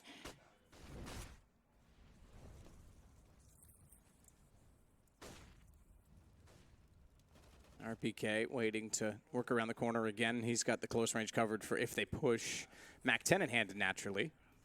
ZywOo holds and falls, despite that he actually got a shot fired at him, so knows they're there. And again, bought the op for a reason. Ramzik gone. They spotted it. They thought they could beat him back to it. That's a tough challenge to take, going one-on-one against ZywOo. And it's a left eye peek as well, so never the way you really want to go about that one. Nealon's going to hold with the AUG behind the door, so we're still seeing some AUGs brought out. Krieg for NBK. Keep an eye on that throughout this major. Remember the last major, it was augmented reality. It was the AUG, I guess, heyday before the nerf came in. Yeah, for sure. And I think the big talking point this time will be how the Krieg fares, because that hasn't been adjusted, right? The price point is still the same. The weapon values are still the same. Yeah, and Furia was the first team to really showcase its potential. Yeah, you could see how they were looking as they were even using it before the price change came in, apparently, according to reports we had about Furia before they ended up on our screen. Something to note there, just by that Vitality long take, it was, even though it's going to go fine, they're going to win this round. I want to, because this is a team here which we're thinking about being contenders. Hold up a second. Maybe Nealon has something to say. He's going to push through, gets one, and that's just going to leave Perfecto and Toric to get it done. But Perfecto over towards the A bomb site. He's a good anchor player. He's always good for 2. Can he grab another one here? He will. He might get Zywoo as well. Oh, op. I was going to say sneaking around the smoke. That's difficult. One-on-one, and he will go down. Turik's going to make sure that he absolutely nails the shot. He'll grab the op for good measure. Zywoo couldn't quite land it. That was a lot of pressure to put on him. But yeah, Vitality being contenders coming through the challenger stage, it goes to show you how much can change over a 6-month or 8-month cycle. They were not even in the picture at the last major. They and Fnatic both failed miserably in the early stages. And Zywoo has since turned it around. We've seen them in multiple finals, certainly in semifinals. And likewise, Ents was in the final of the last major. That was when they rose to the occasion. They've kind of fallen off, so we're going to have to see what they've put on the table for next week. And they changed their roster as well, so it's going to be a dicey major for a lot of teams who are already in that top 8 coming on back. But that round for Vitality was looking great. They had the opening kill, a freebie up towards Katten. Okay, Apex trying for the jumping AK. Haven't seen that one in many years, but he's going to get tagged up with the leg shot and more pressure towards Catwalker's Toric here, the oldest member of this squad. He's going to get some kills. I'm just going to help him out, alleviate a little bit of pressure, but will he have another chance to strike? Nealon being very cheeky. That's a good push from Nealon. This is really good now from Simon, I have to say. The fact that they even baited in Zywoo to get the opener, and then they just absolutely annihilated them. They responded perfectly by pushing doors to catch off the op. That invites Cat to work out while they're discombobulated, if you will. Solid start, I have to say, now that they've got guns in their hands on the Simon side. You've pointed out another solid start. CIS is looking all right today. Yeah, and Dream Eaters were actually a team during the minor who impressed me, right? They might not have necessarily been the hardest of hitters, but they had fundamentals, man. You know I love the teams who were doing it the old school way. Right now against NRG, they are winning 6-1 on Overpass starting on the CT side. They dismantled one of the favorites on that map during the CIS minor, so we'll see if Crad and the boys can take it to NRG. So we'll just be the pistol upgrade here. Alex was going to get a kill onto Nealon, and we find ourselves in a 4-on-4 situation. Scoreline currently 2-3. Should be 3-3. Simon Gaming going to be able to tie this one up after they mow down the last couple of eco kills here. So we've seen an anti-eco hit from Vitality over towards B. They won that pistol round, and then they converted with a long play, but the late long pick after the opening kill, they weren't able to convert anything. They went into a second gun round where we saw a much more proactive approach from Simon Gaming, and now here will be the third chance as we go into round number 7. Will there be a little bit more tenacity coming out from Vitality? Because if you do over-respect your opponent, especially when you're looking at a stark contrast like this, you do actually allow them to start playing their version of Counter-Strike. Yeah, you kind of tense up quite a bit. I've always thought that when you're going into the game as an underdog, play your own game. As soon as you overthink it, as soon as, like you say, give them too much respect, you get inside of your own head as much as anything else. These guys are experienced enough. Vitality, they're not going to fall into that trap. But look at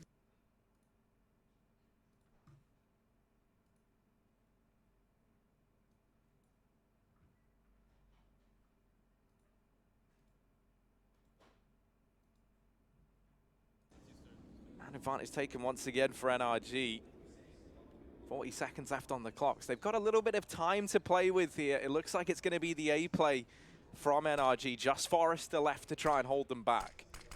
Yeah, that will be confirmed by the fact that Crad knows these players are up on A, and in order for them to come B, they have to walk through short. That's where he's watching as well. Tarek going to hope he finds this fight successfully, because there's 20 seconds. He needs the kill. Gap in the smoke, he's going to abuse it. Forrester playing close. He can't afford to drop the bomb, and this can still not be a problem for NRG. They find the trade. That's all they needed. 2-on-1. Bomb can go down now on the site, and Crad is all that remains. Got to come in from the back line. They've already spotted him. They can disengage, force him to take the fight. The plant now in the favor of NRG. Crad doesn't have a lot of chance. They would have to give him 2 individual 1v1s, but you can see they're set up for the double peek, waiting for him to move on to the site. Ethan gets spotted mid-air. Tarek should re-peek off the back of this, and he does. NRG lock in at a third round, and I'm loving the change of pace that we're seeing once they've started to find confidence. Really fast A short takes, getting into position far more early. A great attempt from Sviat, of course, hiding around long after 2 of his teammates die on A. NRG assume they've cleaned up all those A players, but He only brings back 2. He only makes it a 3-on-3 that eventually gets closed out by NRG. So 7-3, and they're starting to come alive, Harry. Yeah, I think Sviat there, you know, he does all he could have possibly done in that situation. But, I mean, the second, right, you deal with those first 2 players, the only 2 players, really, that you had any idea as to the whereabouts of on that Dream Eaters squad, you're throwing into, like, this like 1v3 scenario where potentially around every corner there could lurk someone looking to come and get that trade, right? And so he just homes in on an angle, he just holds long, tries to play for the 1 position, and obviously it doesn't work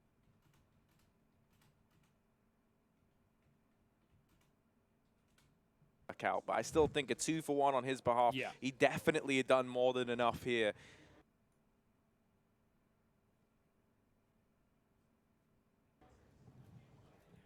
Or at least done his bit for the team. It's nice to see NRG starting to grind their way back into this now. In particular, Tarek looked like he was getting off to a bit of a rough start, right? He was getting caught by a few timings every now and again. He was very often the first man to fall for NRG.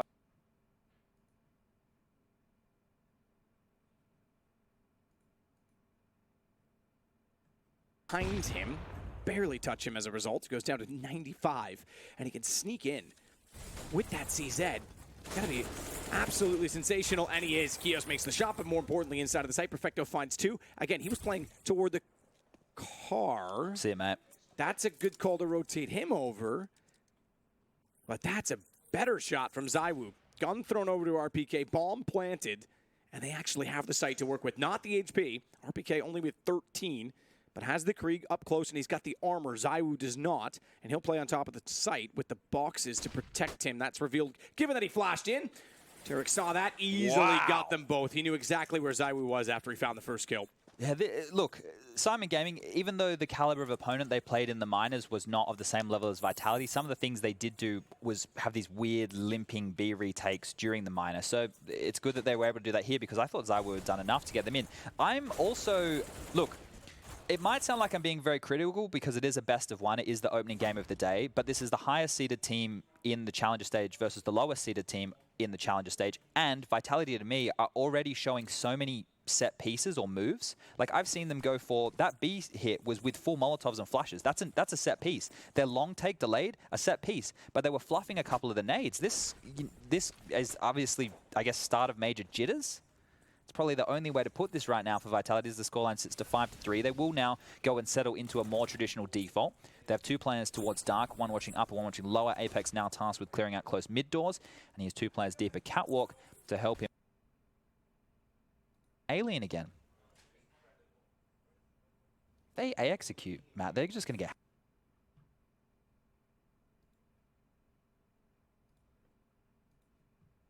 Where the pressure can really start to get to you. You know, when you've kind of got like nothing to lose as such and everything to gain, it's very easy to not feel that sort of pressure, right? And that's the thing. NRG coming into this one as the heavy favorites, I feel like that can both play with them and it can play against them, right? And so the fact that we're seeing them finding their footing now, if they can keep this up, if they can just keep stringing a few rounds together, take control of the economy, I feel like that's where we see them get the reins back on this game how they should have early on. But if they lose this, however, you know, if they start to have a few rounds turn sour and then we see Dream Eaters kind of pull ahead again, that's where you're going to start to doubt yourself. That's where you're going to start kind of focusing on, well, you know, we should be better than this, guys. You know, this isn't the standard that we play up to. And, you know, I mean, you can kind of have, like, mentality decide a game before it's even over if that's how you start thinking. This is not the only CIS success, though, right now, Harry. Simon sitting 4-3 up against Vitality over on Dust 2 right now. Early days also.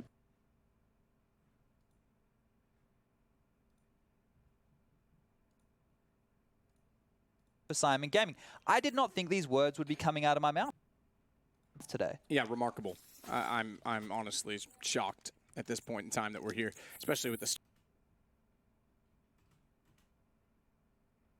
start that we saw.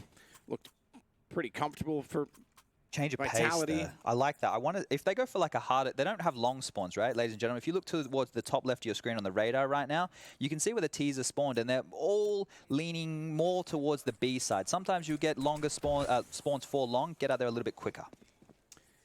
Apex will get flashed in, though. He was the only one there, has the AK smoked through. Makes noise crossing over, but there's enough utility that he'll be concealed in that noise, therefore gets to the dumpster. What's the reaction?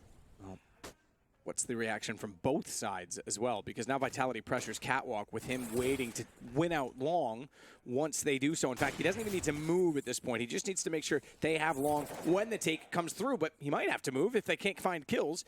Turek and Remzik each finding one, and you're absolutely right. Apex has to get more aggressive, misses his opportunity to do so, and gives away his position. Rotation's already coming through the tunnels, and that will hold them off Catwalk. They cannot go backwards. Look at all the nades as well. If Apex had another kill there, the door was open, but that one right there was the A bomb site falling, and now the retake between Perfecto and Kios is on. But look at all these grenades that I was just highlighting. They have more than enough to clear out all the corners. Flashes to take the picks. Well, and more importantly, though, they've had to... Oh, that's a big miss. That might be the round. Kios can't find it. Second one we've seen from him in terms of misses. The first being the mid-doors one just a few rounds ago. But Alex holds with Zywoo. And Perfecto, 11K, is rotating back toward long. Just take him out of the equation if you can here. Winning this round doesn't necessarily need to be on the agenda. It's making sure, even though it was a weirder situation. Okay, hold up. Maybe this does get interesting. Part of the gun barrel. I would expect look towards CT. Couldn't quite get it. Alex wins the round, but narrowly. And he's the only one surviving. They don't quite have enough for a full buy in the next round. Certainly we know on the CT side that they do. So. Flush for cash, these boys. Simon, though, looking at it again, it baffles me that how quickly they had to use. You can see that Vitality is actually playing almost scared of what's happening. Yeah. As soon as they want to.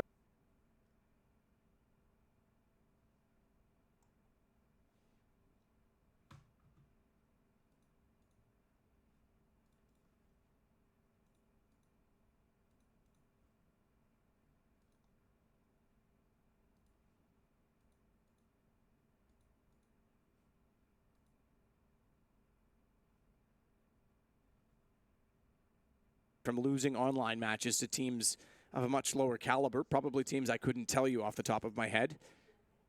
They're certainly showing some form now. Now, just so everybody is aware at home while we build into this round, this is a Swiss system. There are multiple stages of matches here. Vitality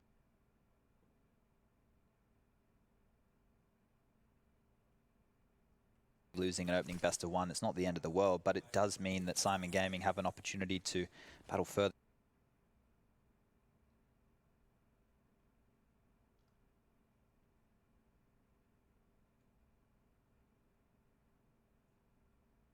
In the tournament. Remzik over towards Goose now. Molotovs are plenty. Pressure will be on. Yeah, Molotov spilling, but not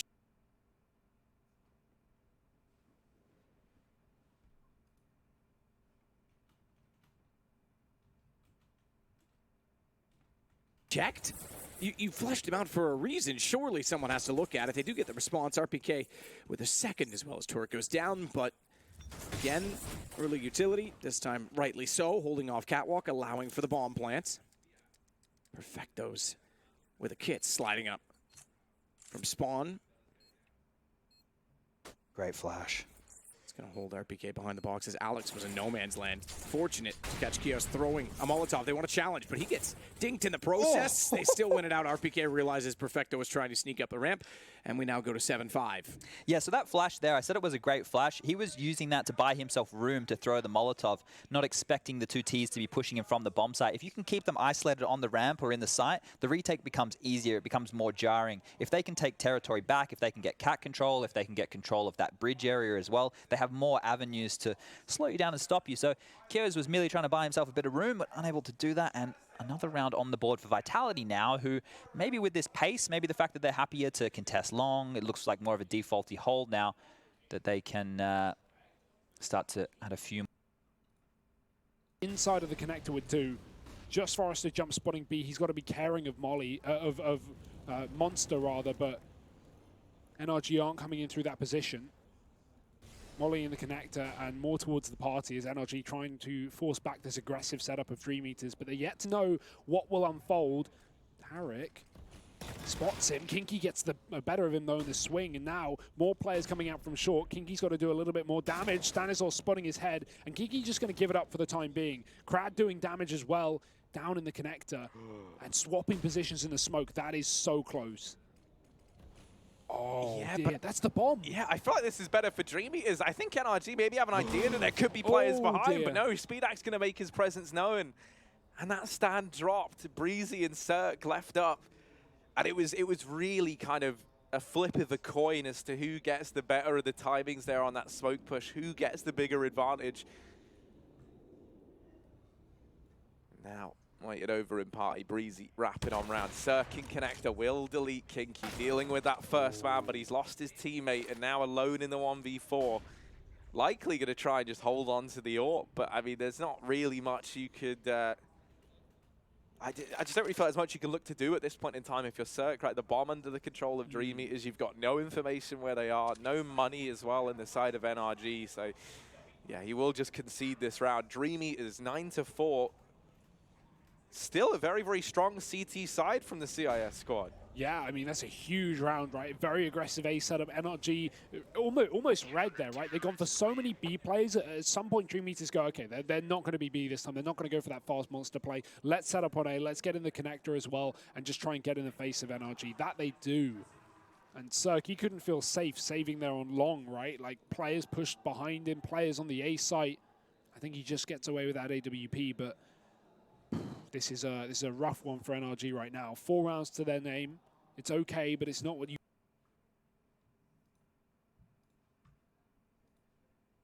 Win the round, and Torque might get it because Alex thinks he has to go aggressive. And Simon's going to get number 8. Look, I loved how poised Vitality looked after they just got mid to B then, right? You're in no man's land. Like, we call that the death alley. You're stuck between both bomb sites without much cover. And they just... were more than happy just to post up and wait. Used their utility onto the B bomb site, traded efficiently, but the bomb dropping on the outside, that was basically all she wrote. Torek is playing a lot better so far than what I saw from him throughout the majority of the minors. So he's having a lot of impact with those mid-round multi-kills. And Nealon loving it. He's had to take over the in-game leading duties after his players got pillaged and taken from him over the years by the likes of Avangar, etc. We have another gun round on the board. A little bit compromised here. Kios only has an MP9, but on the side of things for Vitality, they have all the goodies. And Alex has been melted down to 36 points of health, trying to go for an audacious pick through that long Molotov. But once again, the default split. Lower dark control, upper control. They know there's nothing going on over towards long. And now they just count and give the in-game leader all the information he needs with all those nades coming in. Torek. They love this setup, Matt. They've done that a few times now. They have. Oh, big time. This cat pressure, and Nealon waiting to strike down below. There's no second peek. That's usually when he goes. He's waiting for the distraction. He's waiting for the counterplay toward Catwalk from Vitality. More patient this time. Alex is severely weakened in the play. So potential for Nealon to capitalize onto him, but you have to consider the second player up above on Catwalk still sneaking up. In fact, there's 2. NBK being the first. This is a free kill. And Zaiwu being the second. You're right. NBK was on a platter, but turned around.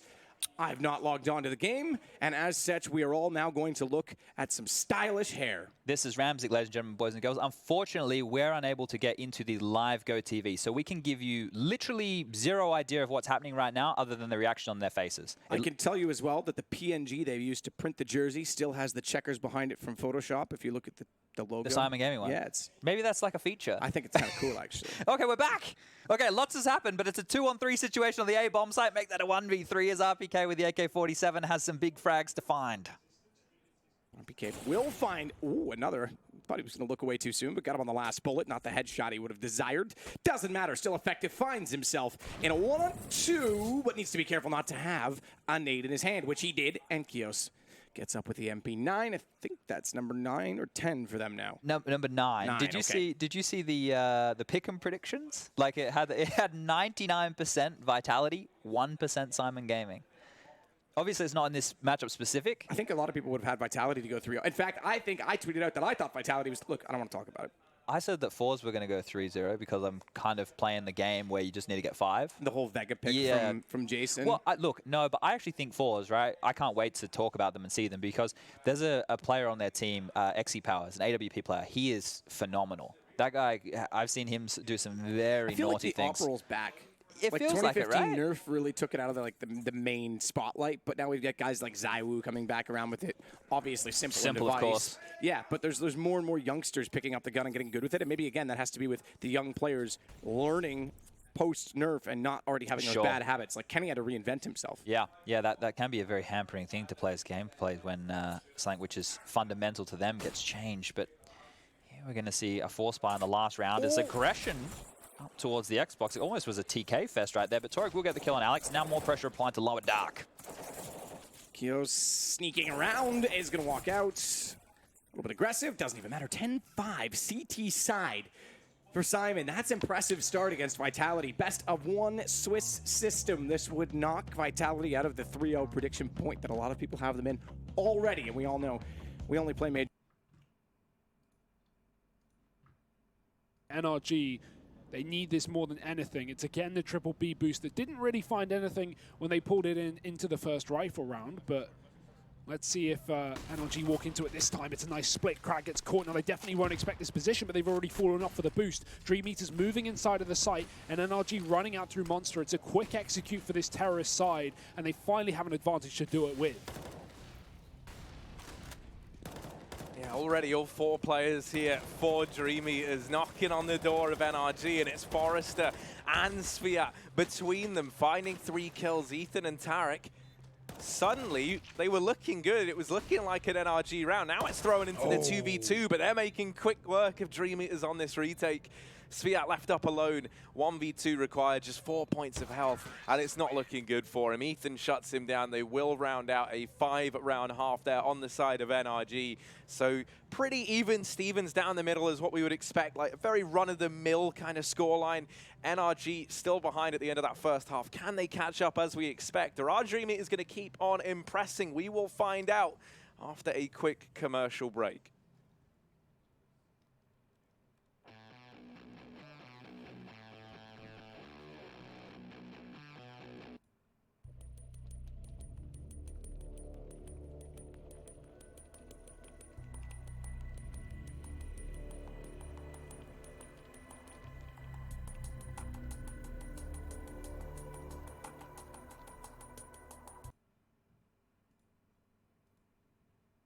The pick'ems in terms of what the popular opinion was on this game, and it's gone anything but that way so far. I'm impressed by the CIS team, the team that came through the play-in just to be here, and quite frankly, were written off early on the desk. Yeah, and look, by me as well. In my pick'ems, I had Simon Gaming as 0-3. I didn't think that anybody would be stupid enough to give them one of the only maps they picked up victories on, which was Dust 2. But Vitality, well, clearly they want to make things a little bit more difficult for themselves. I think they're definitely still in this game, as they now will be on the CT side. But Simon Gaming, during the minors, their T sides were the workhorse. Their CT sides is where it really seemed to struggle. So they've already gone above and beyond. And Torek so far, another individual who's stepped up and definitely impressed me in the early stages here.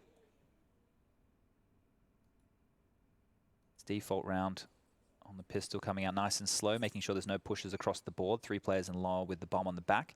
Smoke will come out now to land on Xbox. That's going to feign cap presence, as we can see Zywoo spamming through there. The rest of them appear to be getting close mid-door. Zywoo's going to have a task on his hands.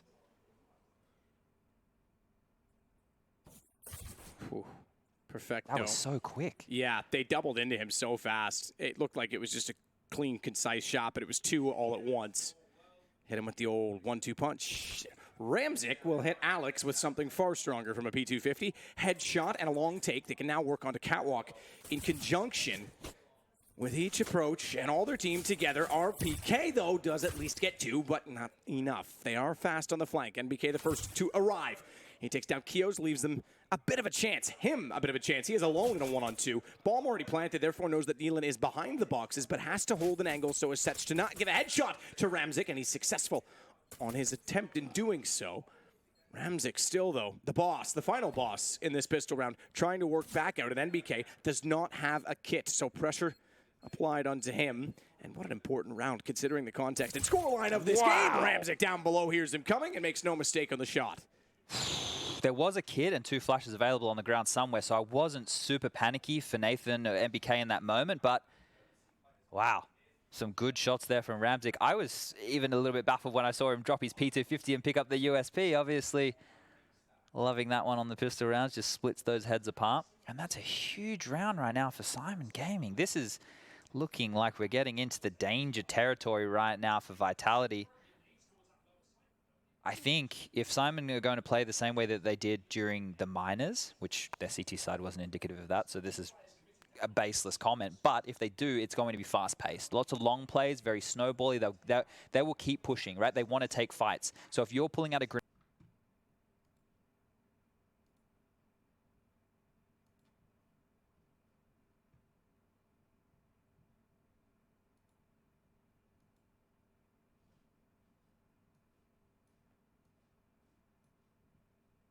and NRG will pick it up. What a start, though, from Dream Eaters. I love that execute from them.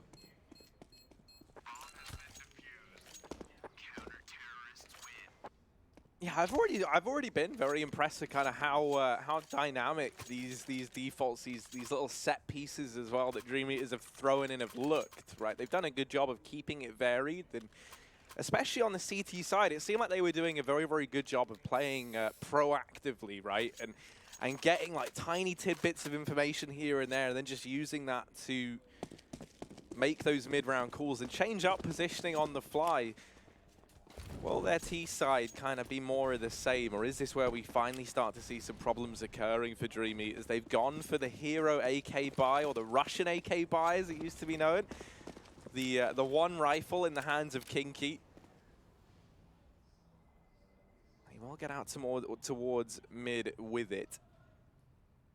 Tarek and Cirque on the other side, and Cirque down in the divider.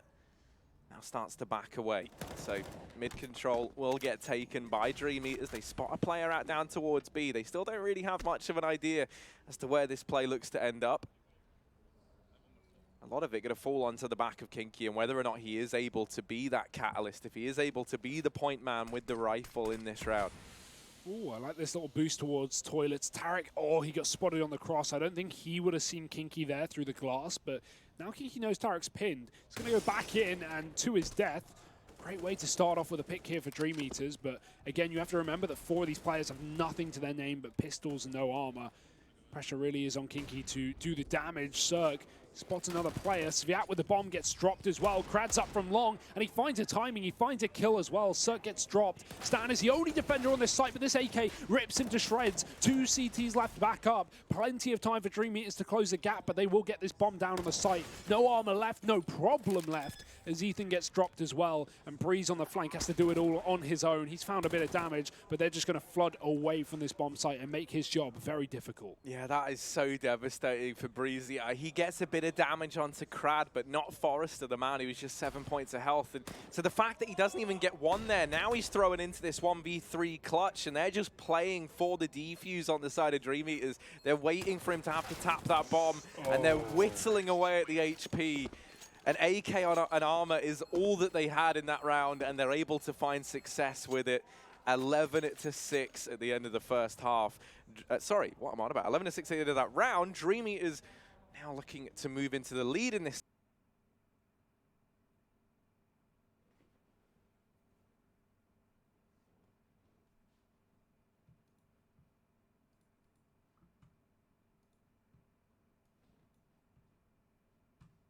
You know, your buy is going to be coming through in the same round regardless because of that loss bonus. So pistols and armor, maybe they can flip it back, but it's not looking good, Harry. Great entry from Forrester. Catching Standards on top of that boost. They're going to regress towards short, but he's waiting with the AK, not waiting patiently enough.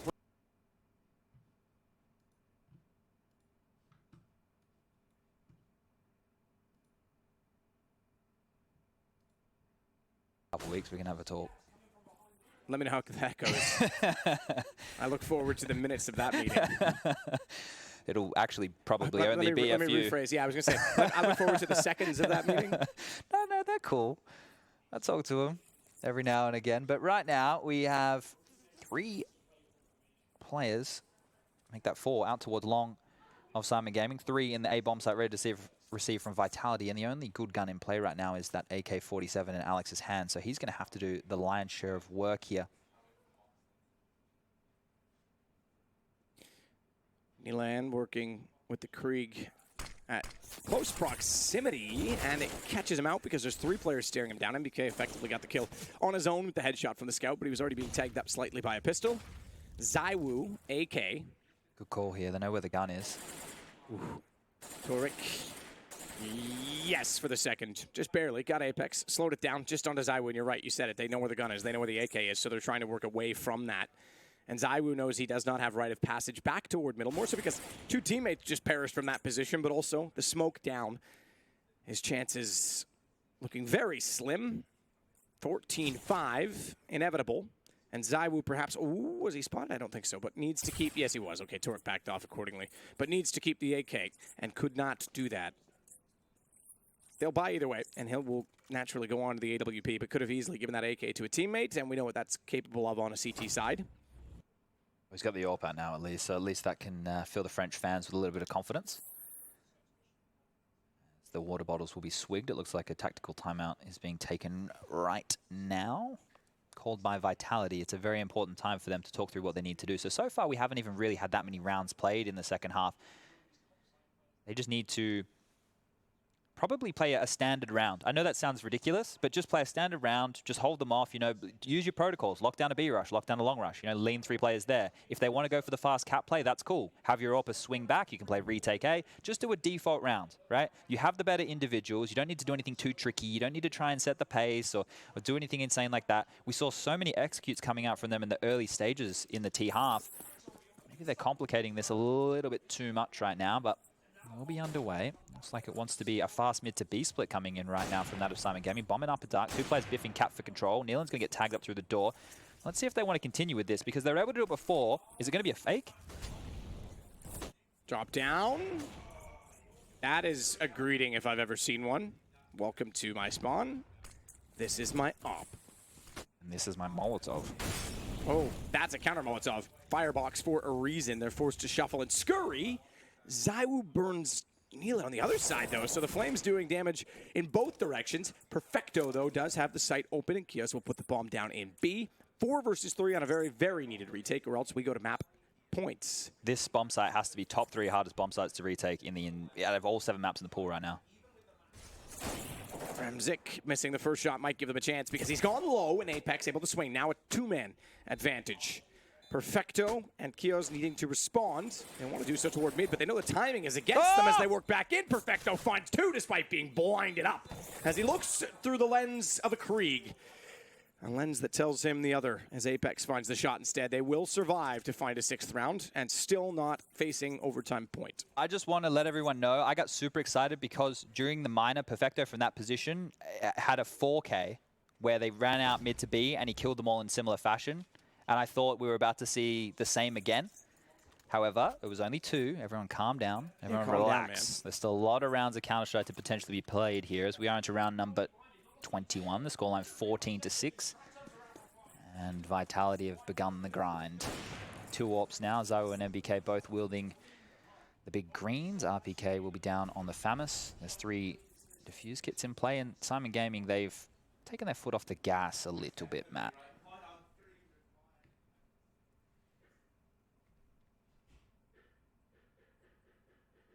I don't think Vitality will feel any need at this point in the game as well to go for aggressive picks because it doesn't serve the comeback, right? It doesn't. Nobody going for a risky play is necessary at this point in the game. We're still very early in how the flow of the second half is going to refine itself. And Simon, they tried their aggressive stuff early.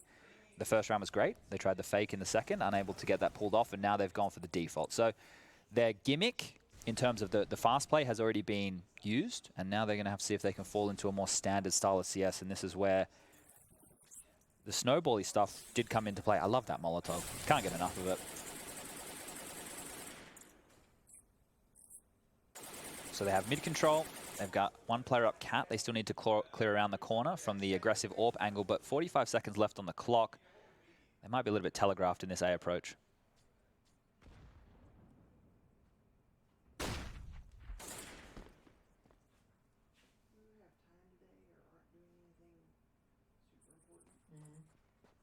ZywOo.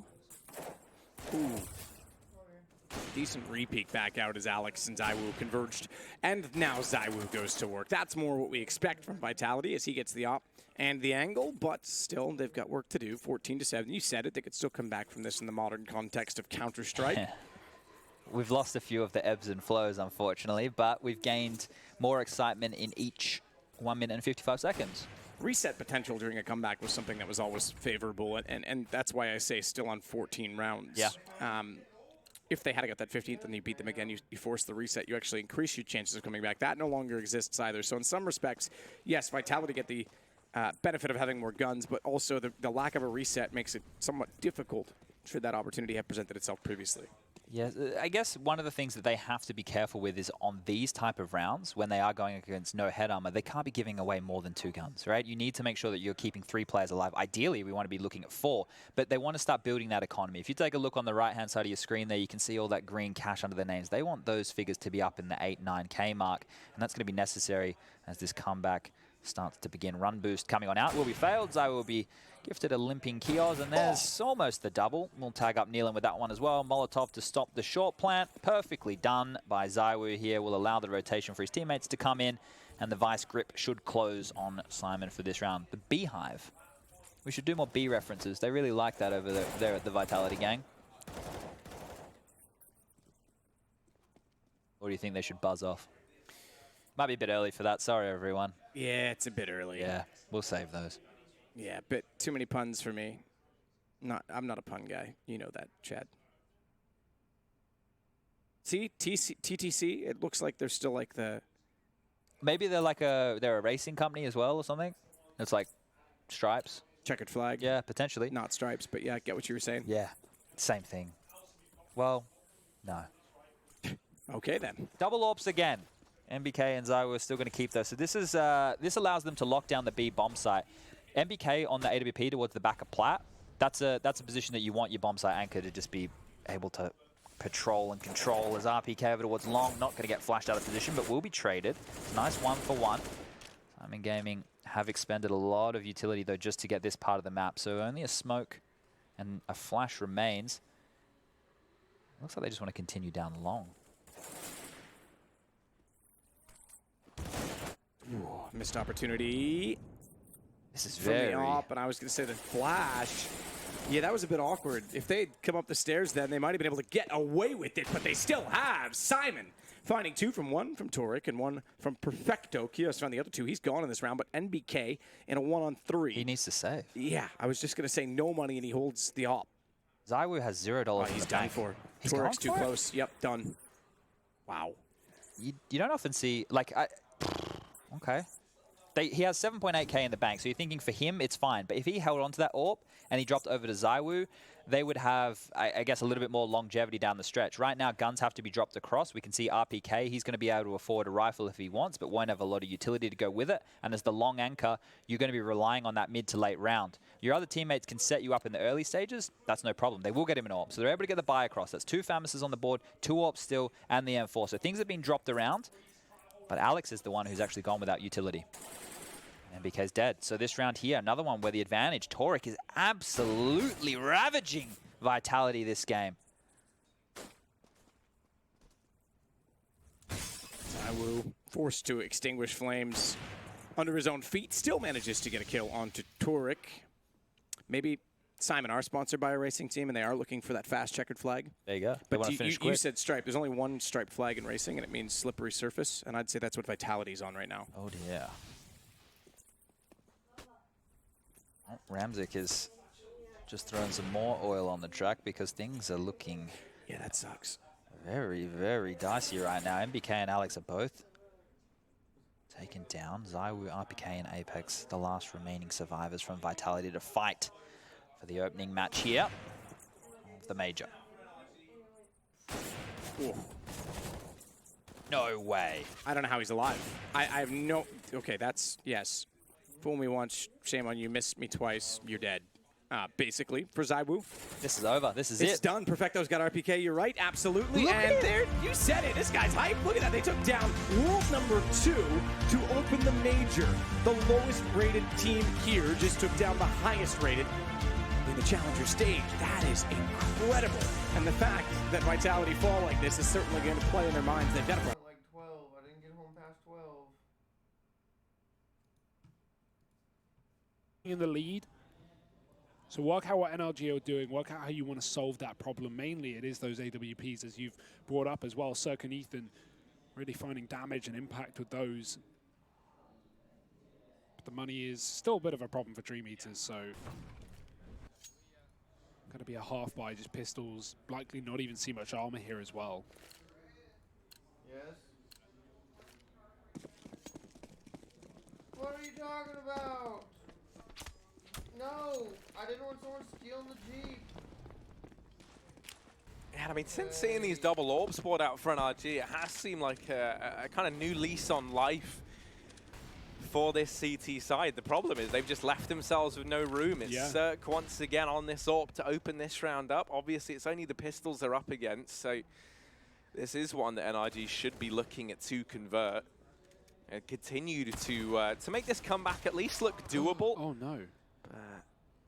Actually, just as I say that, Stan falling down in the connector. Now, there are still players over here in mid on either sides of the equation. Tarek being one of them. He's dropped the bomb out in the open. And so him and Cirque, they might look to hold down this area just for a bit, see if they can catch players looking for that. That was a bit of a lapse of communication there from NRG, where Stan didn't realize that his back wasn't covered, that the party was available to be taken by the T's, because Tarek was playing inside the toilets, and he tries to back off and walks into the firing line. Still shouldn't be an issue though, Harry. AKs are tearing through these players, and Tarek will clean up the round with 3. 9 for NRG. Is there a world where we could still see overtime here? I know 6 rounds isn't the craziest kind of scoreline to get in a row, but Dream Eaters looked so in control of this game for so long.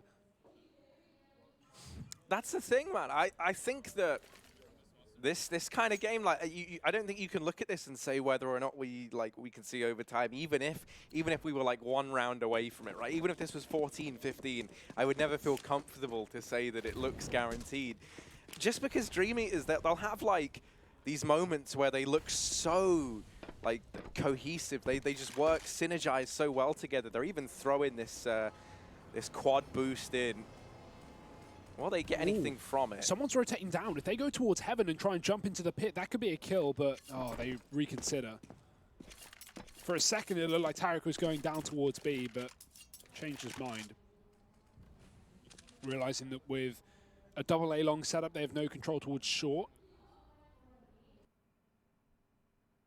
Needing to fill in the gaps. I don't know about you, but I feel like CIS teams especially love that boost, like more than any other region. I just feel like I always see like Na'Vi throwing it in, or like, like what I was gonna say, Avangard like doing I it. guess like they're not really. Yeah, not anymore. CIS, Only so, org. Yeah, just the organization. Stan holding close, and we'll open this round up with a kill on a crowd. Quite the scalp to find as well. He really has been one of the consistent forces within Dream Eaters throughout this match thus far. So a handy one for Stanislaw to remove from the rankings early on. Push coming in towards B from Dream Eaters, and this looks like it might just be the flat commitment here. They're already out through Monster, 35 seconds left, and Molotov's raining into the bomb site. Still yet to get close, still yet to push up, but that smoke falling to block off Heaven and Graffiti will give them a veil to do exactly that. Bomb trying to go down though. 19 seconds, Breeze jumps up and they're waiting for it. Blanc gets put in seconds after that, but Tarek's closed the distance with that smoke towards the pit. It's allowed him to move up towards the barrels, and he's found himself another kill. 4 on 2. NRG still looking to retake, but Sviat pushes in through the smoke, only good for 1. Now Speedak alone, 1 on 3. The bomb is planted for him, but plenty of utility for NRG to cut his line of sight off, and he can't get through the smoke. This is a done deal. It's a 10th round for NRG. They're starting to come alive, Harry, and this could be a huge worry for Dream Eaters. They may have locked in 15, but the game is never over till it's over, and they are learning that the hard way. Yeah, this is where you can almost get like too far ahead of yourself, right? Like you're coming into this, you're at like a 15-8 scoreline. Well, sorry, it was well, now they're at 15-10. But, yeah. You were at like a 15-8 scoreline. Things were looking really good. It looked like you were going to close this out. 15-6. And now it's like slowly but surely NRG are getting these rounds together. And perhaps more importantly than that, they're doing it pretty cleanly, right? It doesn't really feel like Dream Eaters are the ones in control of the pace of this game anymore. It's a much more 50-50 affair Breezy opening up, and he's looking to get even more done here. Through that smoke, he has found so much damage. He's defeated this B-side play before it's even been spotted. And the worst part about that is they've used all their utility to get to this point already. That now they have a smoke and a Molotov for the rest of the round, Harry. That's not what you want if you're Dream Eaters. Not even flashbangs to get them through toilets. Double AWP still remaining strong for NRG. Krag going to push up with his. He's taking it from Speedak's body. First to fall outside of Monster. Cirque's posted, and he's going to hit the shot. Krag not ready for that aggressive position, and now NRG, I mean, 5-on-3. Again, Dream Eaters with those 2 low HP players from earlier on that Monster spray, and they are going to continue to walk into this AWP if they come around through long. Sviat trying to smoke off close, but he's still going to have to jump up. Cirque spots him, and that's when Sviat reconsiders.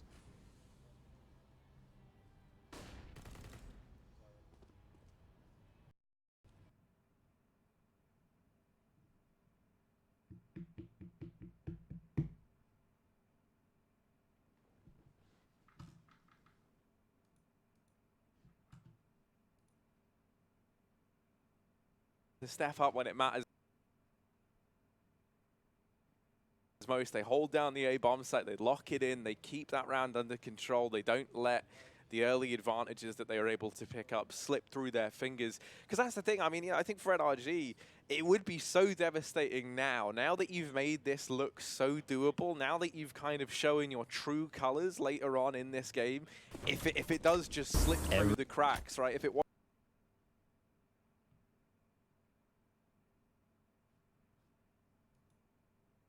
just a matter of wrong place, wrong time on day one.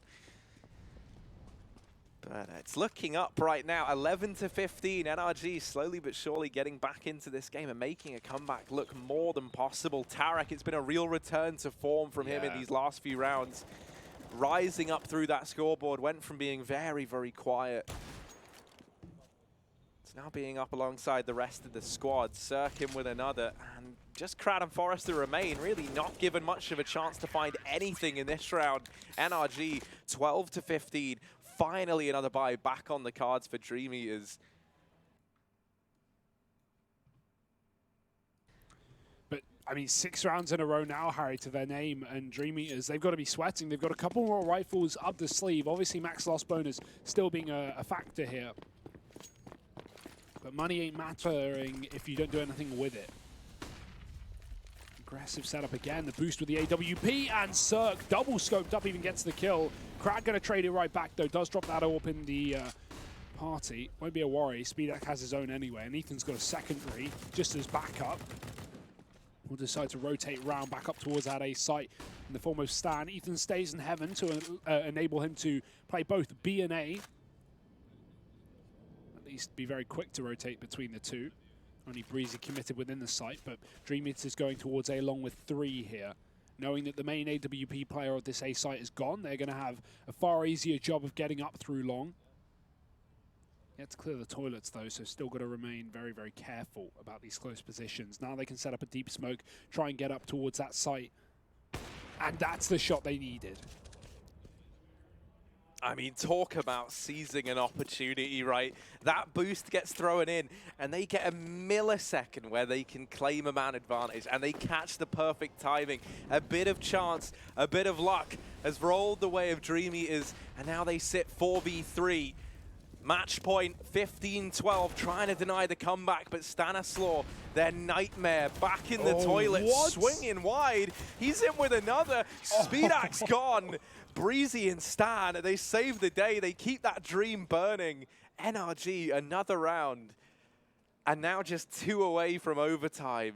I mean, now this is looking likely. I mean, now NRG believe in themselves. I mean, look at that. Look at what they just pulled off. A 3-on-4, and they just start rushing through smokes back into the bomb site. When you start to give a team like this confidence, that's your worst nightmare if you're Dream Eaters. NRG coming back from a disadvantage and keeping this game still going. Stan, I love that as well. He gets a kill, he throws a Molotov, almost as to signal, like, okay, you can't get me, I'm hiding in the toilets, and then just peeks straight through the molly. Gets another kill from it.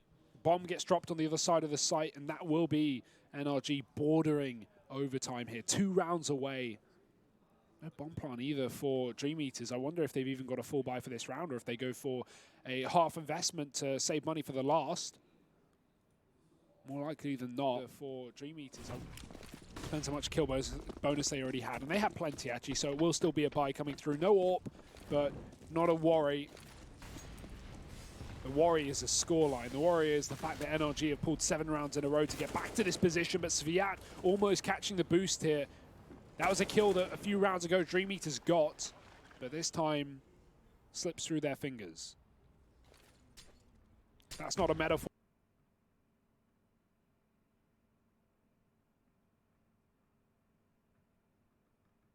for this entire map. I don't know what is. Oh, that utility usage is brutal from NRG. Get out of the boost, Dream Eaters. Sviat and Forrester both put down incredibly low. Oh no. Ooh, Ethan's very lucky. Just missing this is Sviat. That Molotov goes in. Now they know that that comes from the boost. So smoked off by Breezy. He's got his back to it, holding close. Ethan opening up, Breezy in with another, and NRG knocking on the door of 14 rounds. They're gonna get it. One. A little bit, but nothing huge. More to bring this to overtime.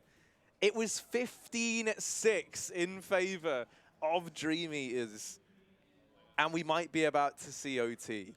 Just imagine if the player on that boost moved a little further right. That'd be a kill to Ethan, and that'd be a totally different round. That'd be a 5-on-4 immediately taken for Dream Eaters. Now, quite the opposite situation, Harry. They're fighting up against overtime with 3 AKs, a Galil, and a Deagle. Not the buy you want.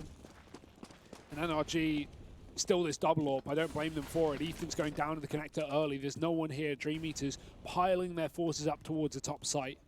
Tarek as well. What a ballsy call from NRG to make in round number 30, knowing the connector had not been too much of a factor of Dream Eaters' T side, so they'll push up into it. Cirque needs to be careful. That smoke not down to his left, and players could just walk up on his fountain. Instead, he gets shot from the connector. I don't even know. Oh, it was a boost. No, it was the boost on top of the slide for Party, right? He actually caught a glimpse of it for like a second as they were first constructing it. He's very, very lucky to be alive there, is Cirque, right? If that had been the man advantage for Dream Eaters, this round could have gotten out of hand very, very quickly, but now that's not the case. Look at this on the picture-in-picture, by the way. Tarek, down in the bottom of connector. He's ready to come in on this flank.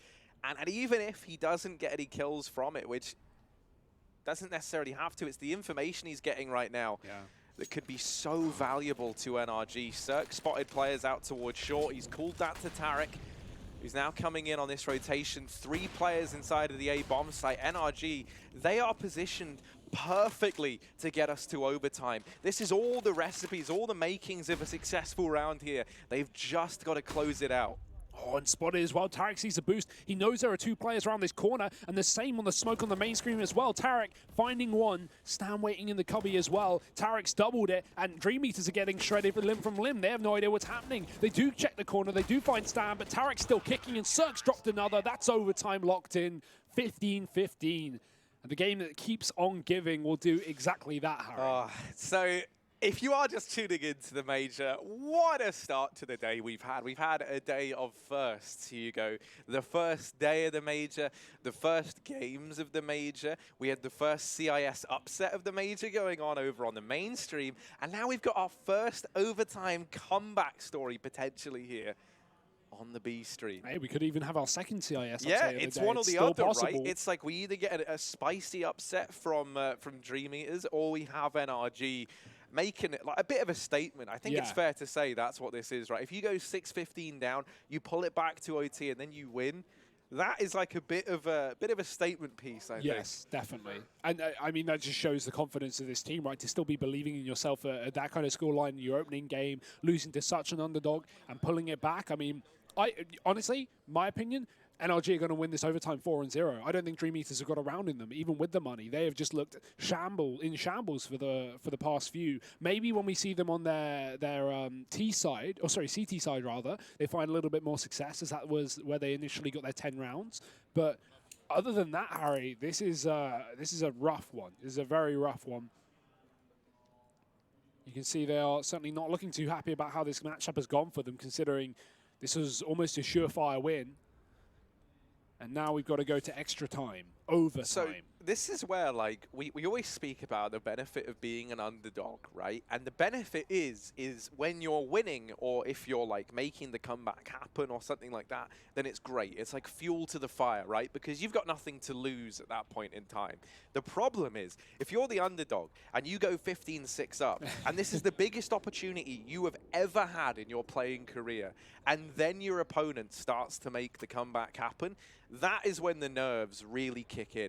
Because you know you're at the finish line. All that is left to do is walk across it. And it's that bit that you're having problems with. And sometimes it's not, you know, a piece of paper finish line that you run through, you know, the string. Yeah, it's cheese wire. Yeah, it's cheese wire. You get grated up, mate. You get shredded. And that seems to be what's happening. I was going to go with a piece of metal, but that's a way better, it's a way better analogy. Either way, this ain't great for Dream Eaters, safe to say. But once you hit overtime, everything goes out the window. And there's a couple of minutes break just to talk it through and at least prepare coming into these extra rounds. That being said, it goes the same way as NRG, who are sitting confidently.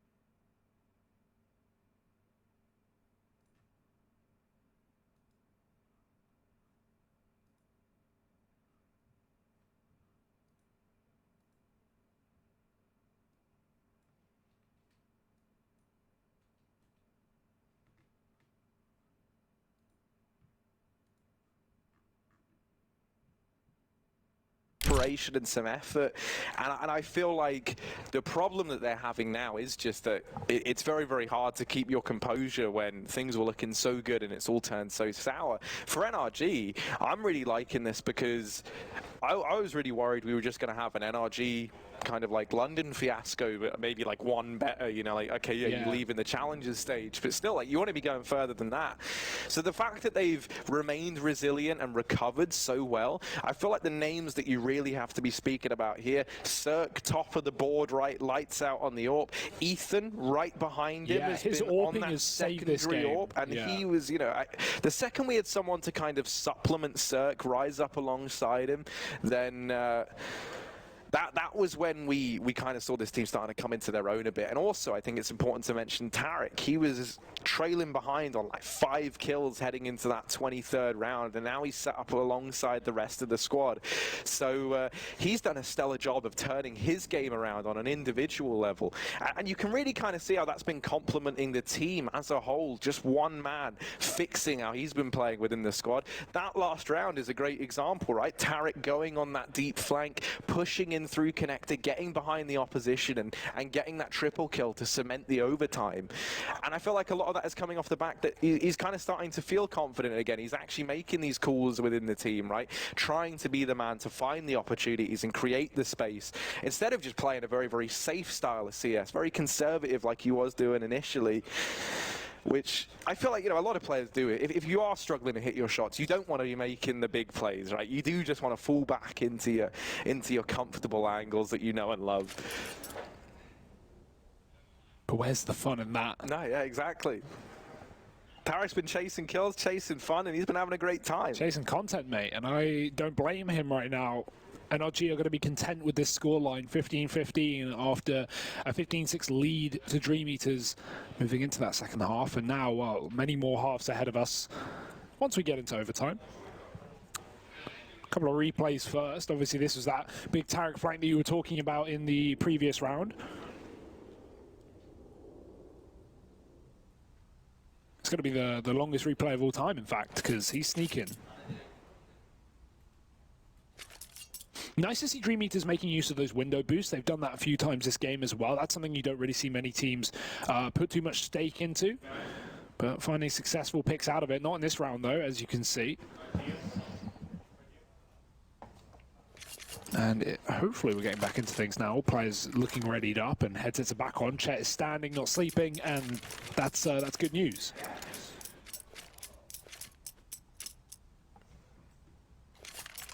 And yeah, I mean, the real question mark is just, can Dream Eaters get themselves fired back up again? Can they get excited? Can they get believing? Or will this be the expected victors of NRG taking this one in overtime? We were so worried for our pick'ems. So the 100,000 or so of you that are tuning in right now, there's still hope. There's still hope for all of us that this could be saved. The only guys who might be a bit sad about it, Dream Eaters, as they had a 15-6 lead at one point in time. Cirque opening this up. Kinky trying to catch those trades, not ready for Tarek, floating close. No scope in from Spidak. And now the bomb regained for Dream Eaters. They do have it back under their control. They'll get out of connector and now join up over here in middle. Minute and 10 seconds left, so all this fight in the opening kind of segments of this round leaves us with plenty of time now to fall into this slow default for Dream Eaters. Look to try and find how NRG are playing this 3v3, because one of these bomb sites somewhere, something has to give for this CT side defense now. Tarek swapped out to the AWP and connected there. I think he assumed that both players had already been killed, but there was another man in the midst looking after that bomb. And so now we're in this 3-on-3. This could have been so much better for NRG, but can't always work out. Smokes towards the A site. That's going to be the left side dice smoke. Player deep in bank. Ethan's going to get cut off by this utility. Won't be able to get too much done with this AWP if they don't cross towards truck, and there's no real need to. They can get toilet plants in pretty safely. Ethan waiting. Forrester moving up, and that timing is awful. Ethan starts to walk along right as Forrester peeks him. Plant comes in on the truck. Double setup as well, and Breeze isn't ready for the angle. Forrester lights out performance in this round. Two is great, and now the flanking from Stan. He's got to get a 1-on-3 to pick this one up. He does find the AWP. He knows Forrester's close as well, but the cross is being covered from Sviat on long, and Stanislaw hasn't even looked aware of where this last player is. He's trying to watch his flank, but that is not where this T is coming from. Sviat just waiting for the tap on the bomb. Stan now move. He should assume that long is a more likely position, but he's got to go fast, making noise, baits the peak, but Sviat wins the fight, and that is a T-side round the Dream Eaters have not seen in a while. Yeah, they're going to be asking themselves, why couldn't they have just gotten that one round sooner? And then maybe this would have been, I mean, not maybe it would have been a different story. It would have been a different story, right? But yeah, they managed to get the first in overtime. And now it's kind of like a harsh awakening for NRG that this isn't a clean-cut victory again. You know, this is still a team that's got some fight in them. They're not just going to roll over and die for you here in overtime. And so the pressure very much back on. Spidak with the AWP out over in middle. Two players do lie in wait, maybe looking to challenge. They have a presence over towards long in the NRG camp. Ethan's got his AWP. Oh, well, Spidat's gone. He's been removed. He's out of the server, out of this round. And Ethan finding that man advantage once again, showing up for NRG early on. Tarek's pushed on long as well, but Suk just left this position, so Tarek's hung out to dry. He gets one, that's worth it, but 4-on-3, Dream Eaters finding the trade. And moving up towards that A-bomb site, Cirque at the deep end. They might not expect this considering there was no AWP on long supporting Tarek earlier on. So Spidak going for the peak and into his death. Cirque spots another. He finds the leg. Forrester down to 10. The pistol's out, but does Cirque realize that Kinky's up close? Of course he does. Last one, he's got it. Cirque, 3 kills on that AWP and a 16th round taken for NRG. It is split down the middle. Last round of this half now. If Dream Eaters find it, we have a real game on our hands, Harry. Having the lead moving into their CT side, the side that initially got them 10 rounds in the first half of this game.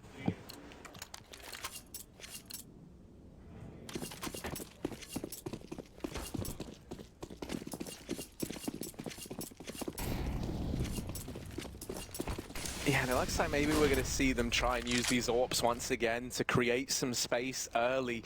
Actually throwing, I think that's Ethan up into the boost down towards B. Cirque's holding mid, but that flash that Dream Eaters throws in has actually caused some chaos. Cirque and Tarek with 3 kills down in mid, and it's the team flash to slow down those that's throwing this entire round away. Forrester left alone in the 1v5, desperate to try and find some space, but instead he's going to uncover Ethan, and that's the round.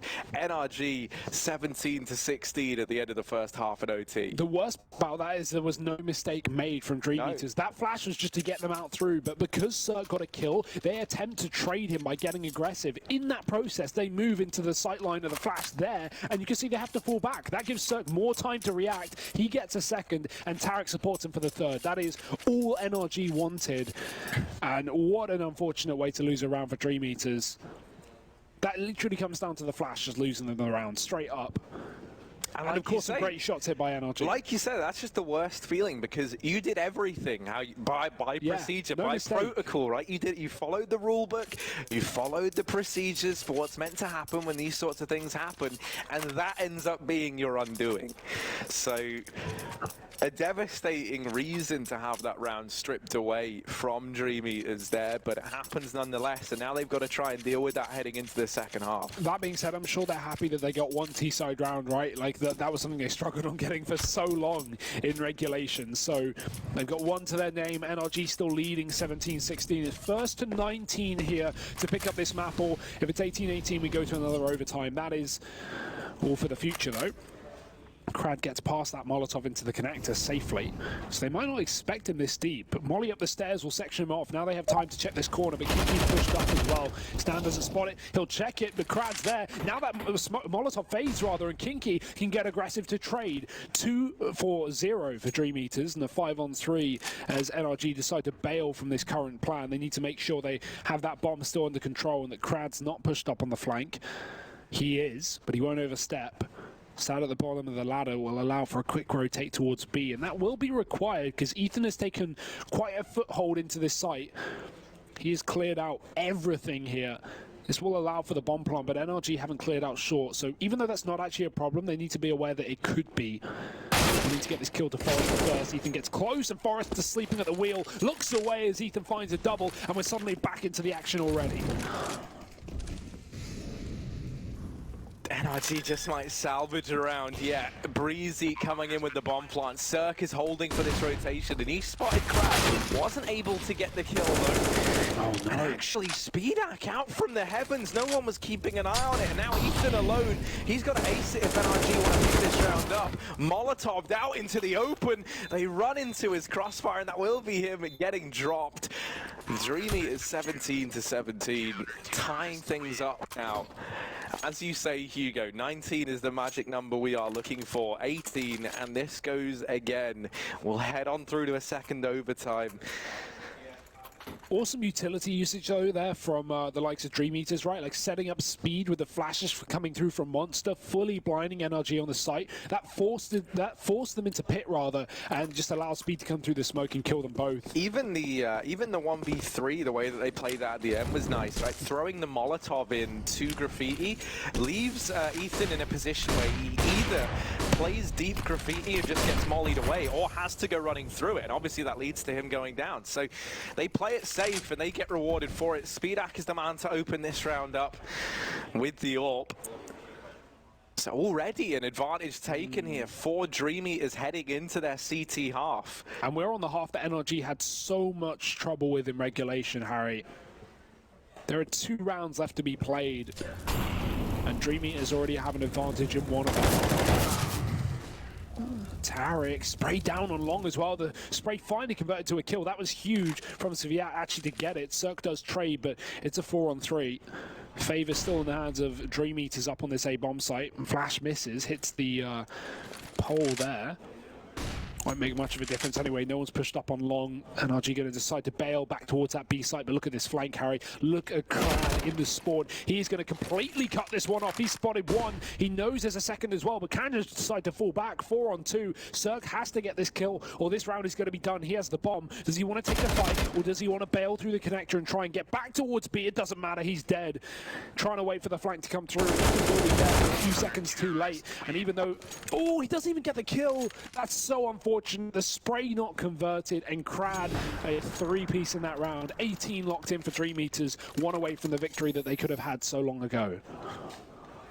I'm going to stop saying who it feels like should take this game. Yeah. It's just like whichever one I suggest, the opposite happens every single time. Because now, somehow, some way, it's Dream Eaters to arrive at that coveted 18-round mark first. And quite the turnaround. Again, I mean, this has been such an odd start to the major, right? We just had over on the mainstream Simon Gaming besting Vitality, one of the lowest ranked teams at the major challenges, beat the top ranked team in our opening game. And here on the V stream, it might be a similar story, it might not. Only time will tell. The last round of this overtime. And the options for NRG at this point is they go again, they get to 18, and then they have to try and win it out in a second overtime, or they fall down into that 0-1. To join Vitality, which now if you think about it, Harry, that's terrifying. You don't want to be 0-1. You don't want to get Vitality for your 0-2 match. Great nade combo, though. Tarek and Ethan finding Crad down Monster. We've been seeing a lot of, well, both these teams frequently throw a Molotov into that position, which doesn't really seem to be anywhere nearly as effective. Double nade, that'll get the job done. Obviously, typically you want to buy mollies rather than nades, unless you have a specific purpose for that nade. Molly has far more uses, pre and post plant. NRG, they just wait though. They've got the pick. They've started to pave the way in this 36th round. They just need to keep up the pace. And back towards B, it seems like they shall. Smoke towards Heaven. Three coming in through Monster. Sviat hiding on the site. Forrester down on long. Gets one. Kiki follows up. Not like this, NRG. They're going to run into the firing line. And Sviat won't stop kicking them down. It's just Stan left. The in-game leader, 1-3, to keep this map alive. And they just won't give him the fight. Finally, Sviat's head gone. Speedak falling back from the Heaven as that smoke is still in play. But Stan needs to deal with a man down Monster who's flanking his short. 25 seconds. He will be able to get the stick in if he pleases, but the fake will only give time for Forrester to move up on his flank. Tapping it again. Actually going to force the plant as well. 15 seconds. And now hiding in the smoke to find this 1v2. He makes noise into the pit. He gets spotted. Flash up. He knows where they both are. And Stan's found a second. Surely not the round that takes us to double overtime. It's not. Dream Eaters will find the victory as Speed comes in from below. 19-17. It looked like they lost it, Harry. But re-salvaged. Re-salvaged.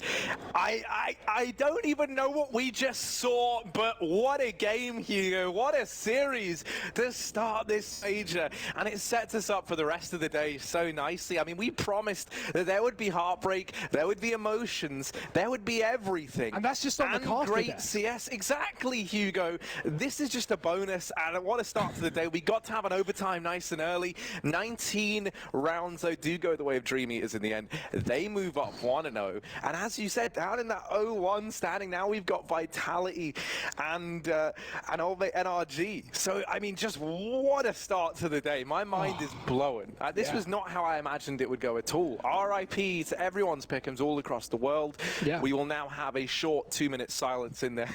No, I mean, I don't know, yeah. But Hugo, this is not how I imagined this going at all. No, I don't think anyone did. Not both of these games to be CIS upsets, but you can't take it away from them. Fantastic Counter-Strike play from Dream Eaters. And not only the resurgence of NRG to actually be able to pull a 15-6 comeback all the way to overtime, but the same story for Dream Eaters, who lost 9 rounds in a row going into OT and then win the overtime. I mean, it looked like they completely run out of options, but you know, one CT side round rather, you know, sets them up perfectly, or one T side round rather sets them up perfectly. So yeah, it really like fueled the fire. You know, like you could tell the hunger came back again, right? The belief was instilled in it, and it really did just take that one round to start to get them believing once more. We can take a look at the standings. We already bigged this up a little bit, but NRG and Vitality sat down there 15th and 16th place respectively, 0-1 each, and it's Simon Gaming and Dream Eaters taking that first and second spot right now.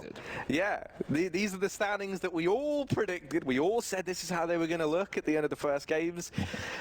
I mean, great stuff from the CIS region. They must have really been putting in the effort, the grind. They need more slots, Harry. They do. This is the exact joke we made at the play-in in Katowice last minor circuit, where we had North and Vici and Windstrike in the play-in, and Vici and Windstrike go through. Right after everyone was saying, well, the CIS and Asian region, they need less slots. No, they clearly need more, as upsets remain prevalent today, and we have plenty more Counter-Strike. Look at that, only 2 games played. Look how many more we have following up. Next on our stream, Harry, we're going to be taking on North versus INTZ. That's a huge matchup. North coming into this event with question marks, maybe high expectations, at least from me, but we still don't know what to expect.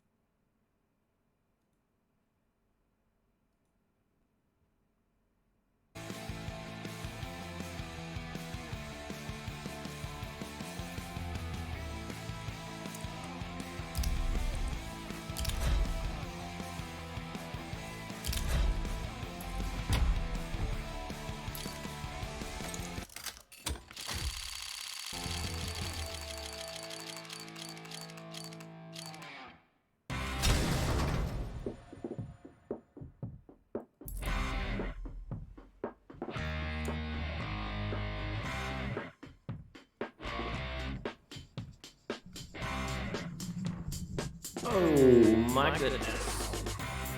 Alright. Let's calm down here. Okay, there we go. Whew. Look at all these cases, man. Nope. Where'd they go? Anyone need a PD50? I only have a lot of them. Where'd my music go? Where'd my CSGO music go? Oh man, how much does this go for right now on the market? Does anyone know? Does anyone know what the going rate for this is right now on the market? $7, $9, about $4. Can't really get much out of it either.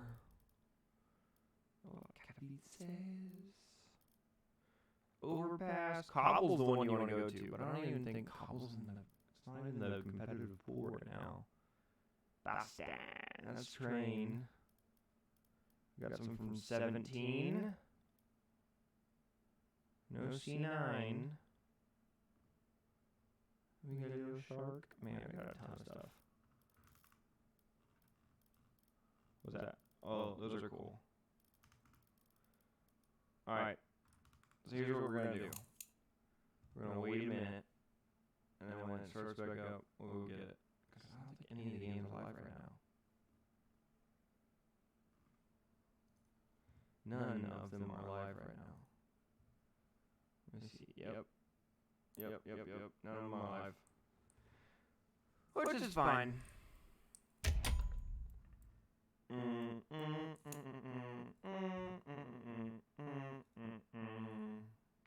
Man, I'm just so done right now.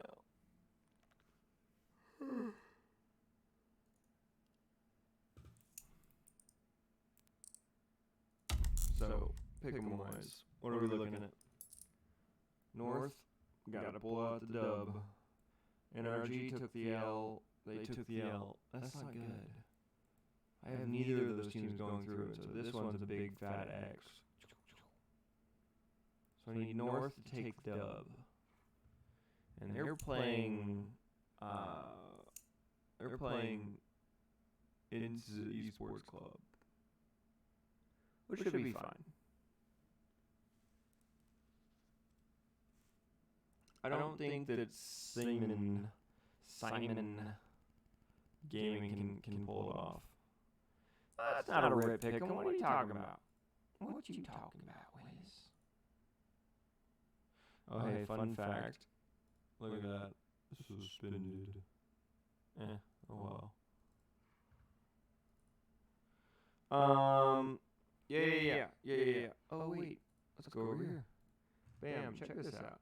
Check this cool shit out. So this is the social network that I own. We got a lot of streamers on today. F and chat. There's a stream.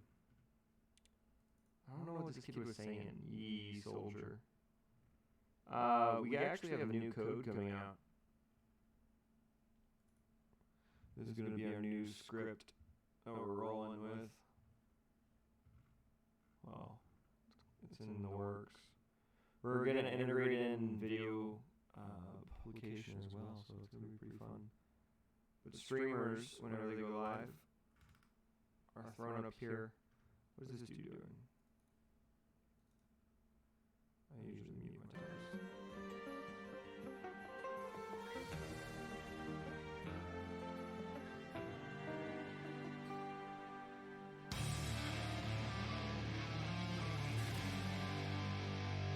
Oh yeah, I don't know what that was. Oh, they're people. There's people. Man, this is just a weird mix of people. Alright. Amon, nope. Shush. What videos do we got going on? Tino girl. Oh, that's so amazing. Oh. Bam. But yeah, if you want to check it out, my gaming career. It's cool. Rip pick. I don't think it was a rip pick 'em. Where's my CSGO song? Here it is. Oh, so beautiful. So beautiful.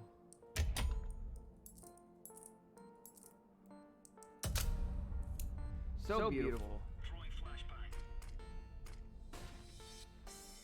Alright guys, what are y'all thinking? Are we thinking this game, it's not live yet.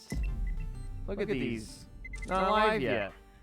Nothing is live. If we refresh it, will it be live? I'll get a notification when it goes live. Not live yet. G2, you need to win, you need to win, you need to win. You both need to win, you need to win, you need to win. They played at 10. Yeah, these games are behind, dog. These are hella behind. Alright, I'm gonna do some casting. Because why not, right?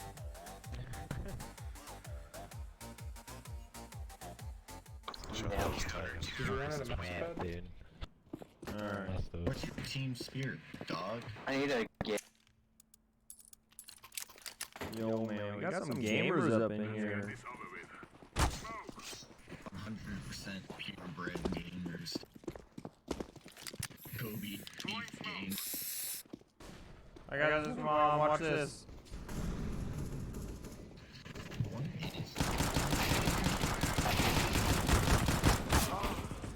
Got him. Well, they smoked up, cat. I'm gonna go rotate towards long because no one's there. Down in mid, it looks like there's going to be a little bit of a congestion problem here. We got one up on Cat. Trying to make the shots count. Can't whip it in white. Ooh, headshot. Kicking down real fast. Going to push out long. Not looking good for Red Killer. 5-5-1. He's got the 5-7. But there's going to be 4 of them there. Trying to get the first piece. Oh, there's one right there. He picks the second. Yes, he can. And now he's trying to get the third. Runs out of ammo. And then the T's will pick up just enough kills.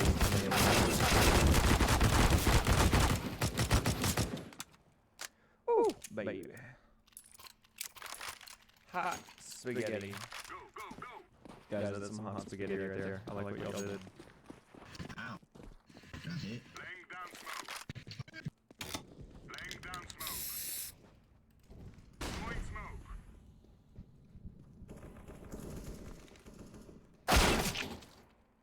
Oh!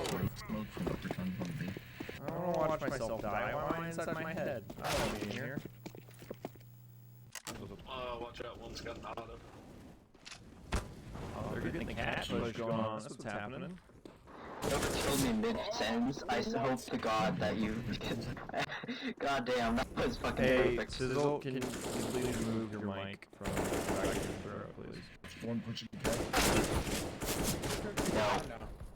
I know. He doesn't want to, guys.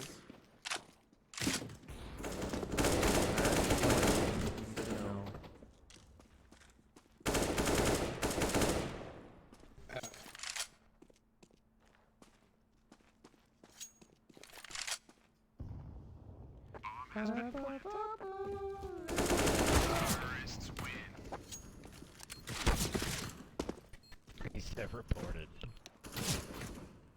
Reported? Yeah. Report that to the news. Alright. Look at these. Oh. Okay, I'm done. We're just gonna push in here real fast. One upper. Alright. Now I'm back down to being dead. Ooh, pushing out, sending me a location. I'm gonna push up with the SG. One to try and find the kill at Car, but Onion. Ooh, got him early. Zigzag. Has to be careful because there's a push on and Cat. Bleak, I don't even know what his profile picture is. Looks like he's trying to be like Mary Magdalene or something. Kind of confusing. Because of the turn, got one. Can he get the second one? Oh, wide peek. Is not expecting it. This could be really dangerous. Account suspended. Whatever. One more cat. Alright, let's see what they got right here. Comes the turn. Ooh, easy. Took him out again. Here comes the turn. Gonna try and take the kill. Oh, when he's falling himself off. Back and forth awful. Let's try and make it happen. Shut the fuck up. Down to a 2-on-3 here. Awful. With the op. What a shocking aw. Shut the fuck up, motherfucker. No. Hey, send me a location. Keep going. Is your message in the bottle? What do you want? What do you want? Billy Riser in here pushing in. Has the Riser. Trying to take shots off. Long shots. Awful was awful. Shots off, kids. Chip off the old block.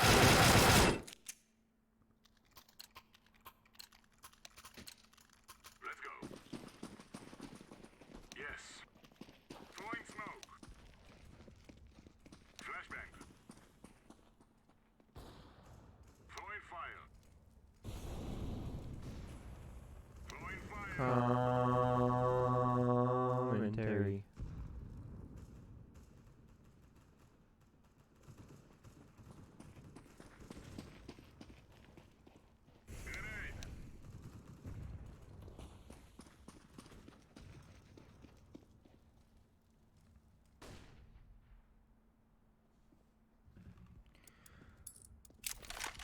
All right.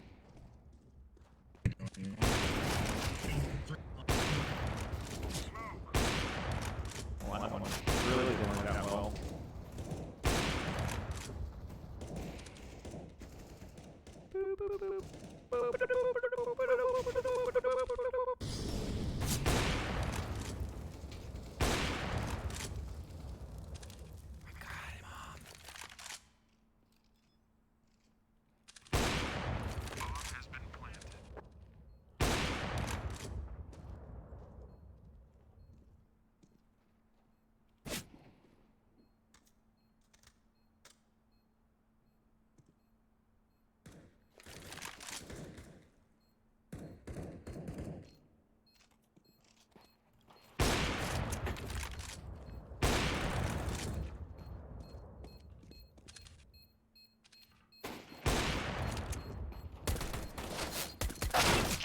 Oh my goodness! Oh no! Bye bye.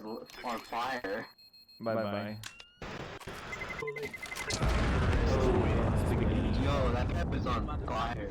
Guys, I don't know what this is all about. You better come and suck my dick. Does anyone need a job? I'm the employment corgi. We're waiting for this major to start, and then I'm gonna throw my screen back up to the major. Alright guys, watch this push mid. I'm watching. Ouch. I just got hit. They're dead. Got it.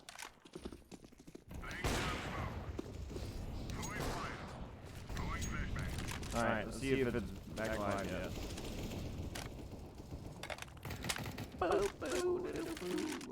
It's not back live. Still not back live. Oof. One man door.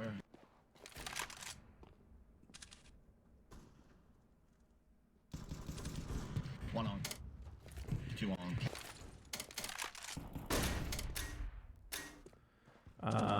That's a hard F1.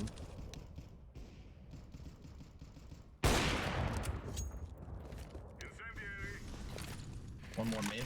Two mid. Ooh, down to a 3-on-3. They're gonna try and cross over. Shorties has to be careful getting picked from the side. Oh, there goes another one. Down to a 1-on-2. Bomb making its way over to B. Mania has an op. Could make a solution out of these problemos. Here comes the drop. Oh, Octo Taco. Hop Gav. Gonna come in from behind Mania. Is gonna get popped off. Should be dropped like a child. A small orphan child. On a carousel ride that didn't buckle their seat. It's gonna be a horrible, horrible endeavor here. Come on, Hop. But Hop is just call the vote on Hop. If you call the vote, he'll make the move. No, he'll see the time and then he'll move. No, just call the vote kick. No, he's got Do it. it. Oh my god. No, he's got it. Yeah. 3 shots later. Not good enough. You're supposed to be commentating, not playing favorites. I can do whatever I want.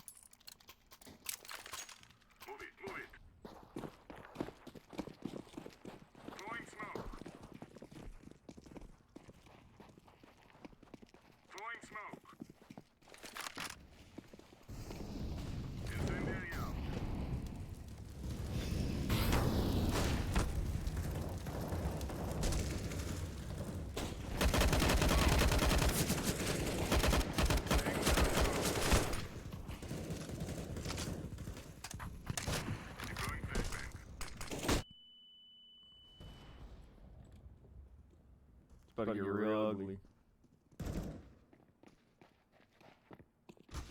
When will the smoke ever go away?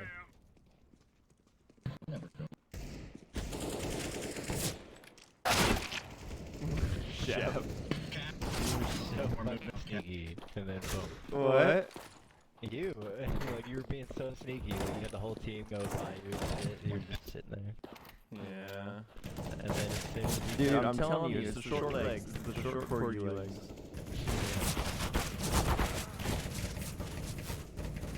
These games started yet. Can you hear me fine now?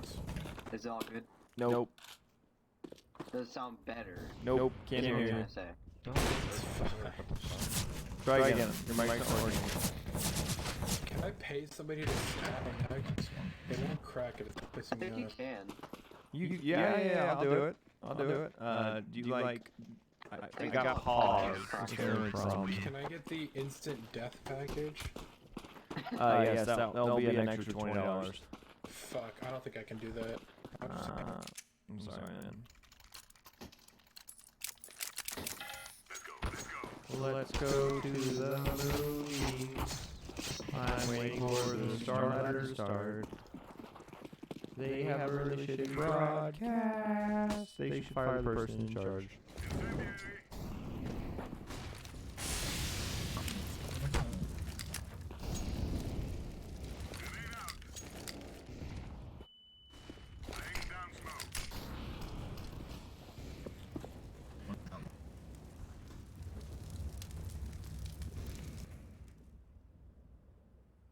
What's up, Mom? You can serve one.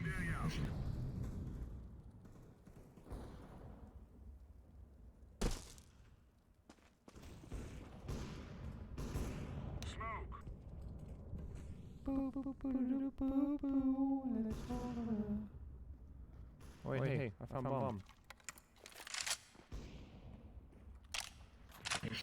Watch this. I'm gonna do this. Pro move. Oh, look at that pro move right there. You might come catwalk. Some says like you want to.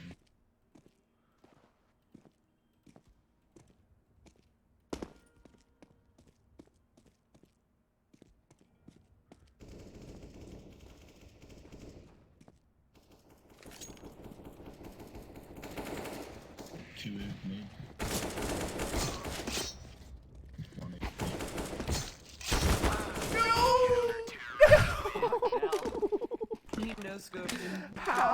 How was that not a knife kill? That should count it. How was that not a knife kill? I'm bunny hopping way down there. Oh, payback.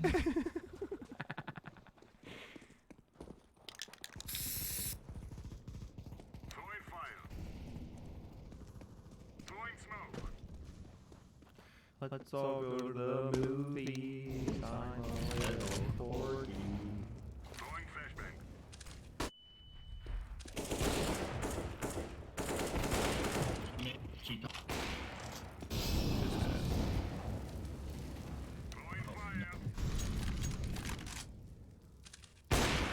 Good job, they're behind you.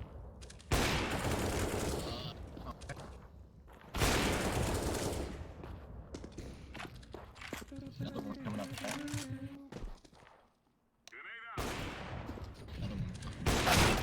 What? This dead inside looks every single time they spawn. How did I hit Zig? Shot's perfect. Zig, how did I hit you for alive? Hey, trying to get that Sizzle, sick. how you feeling? Pretty bad. He got me right off the bat. Alright, just making sure you felt bad.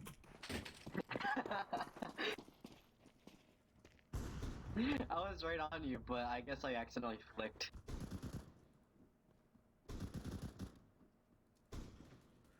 Alright, boys. Well, the real major's back on, so I got rice cooking in the microwave. I'm gonna get killed down mid, and then I'm gonna win. What? This is a bad match to watch. Don't do it. I got rice cooking in the microwave. That was dangerous, dude. That's here.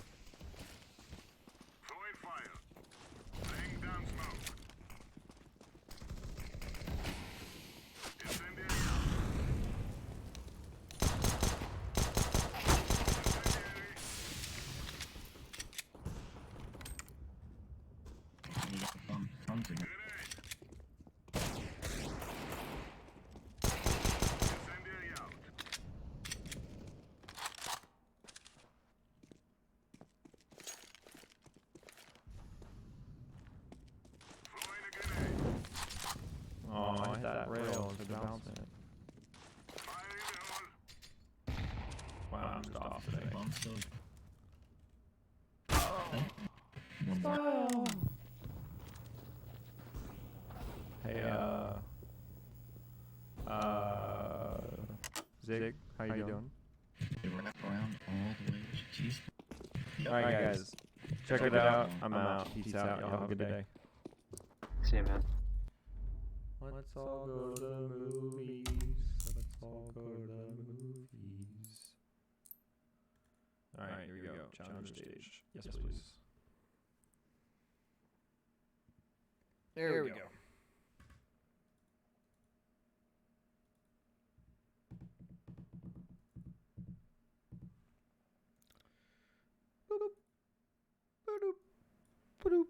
Oh yeah, it's super echoey, isn't it? I forgot that it echoes like that.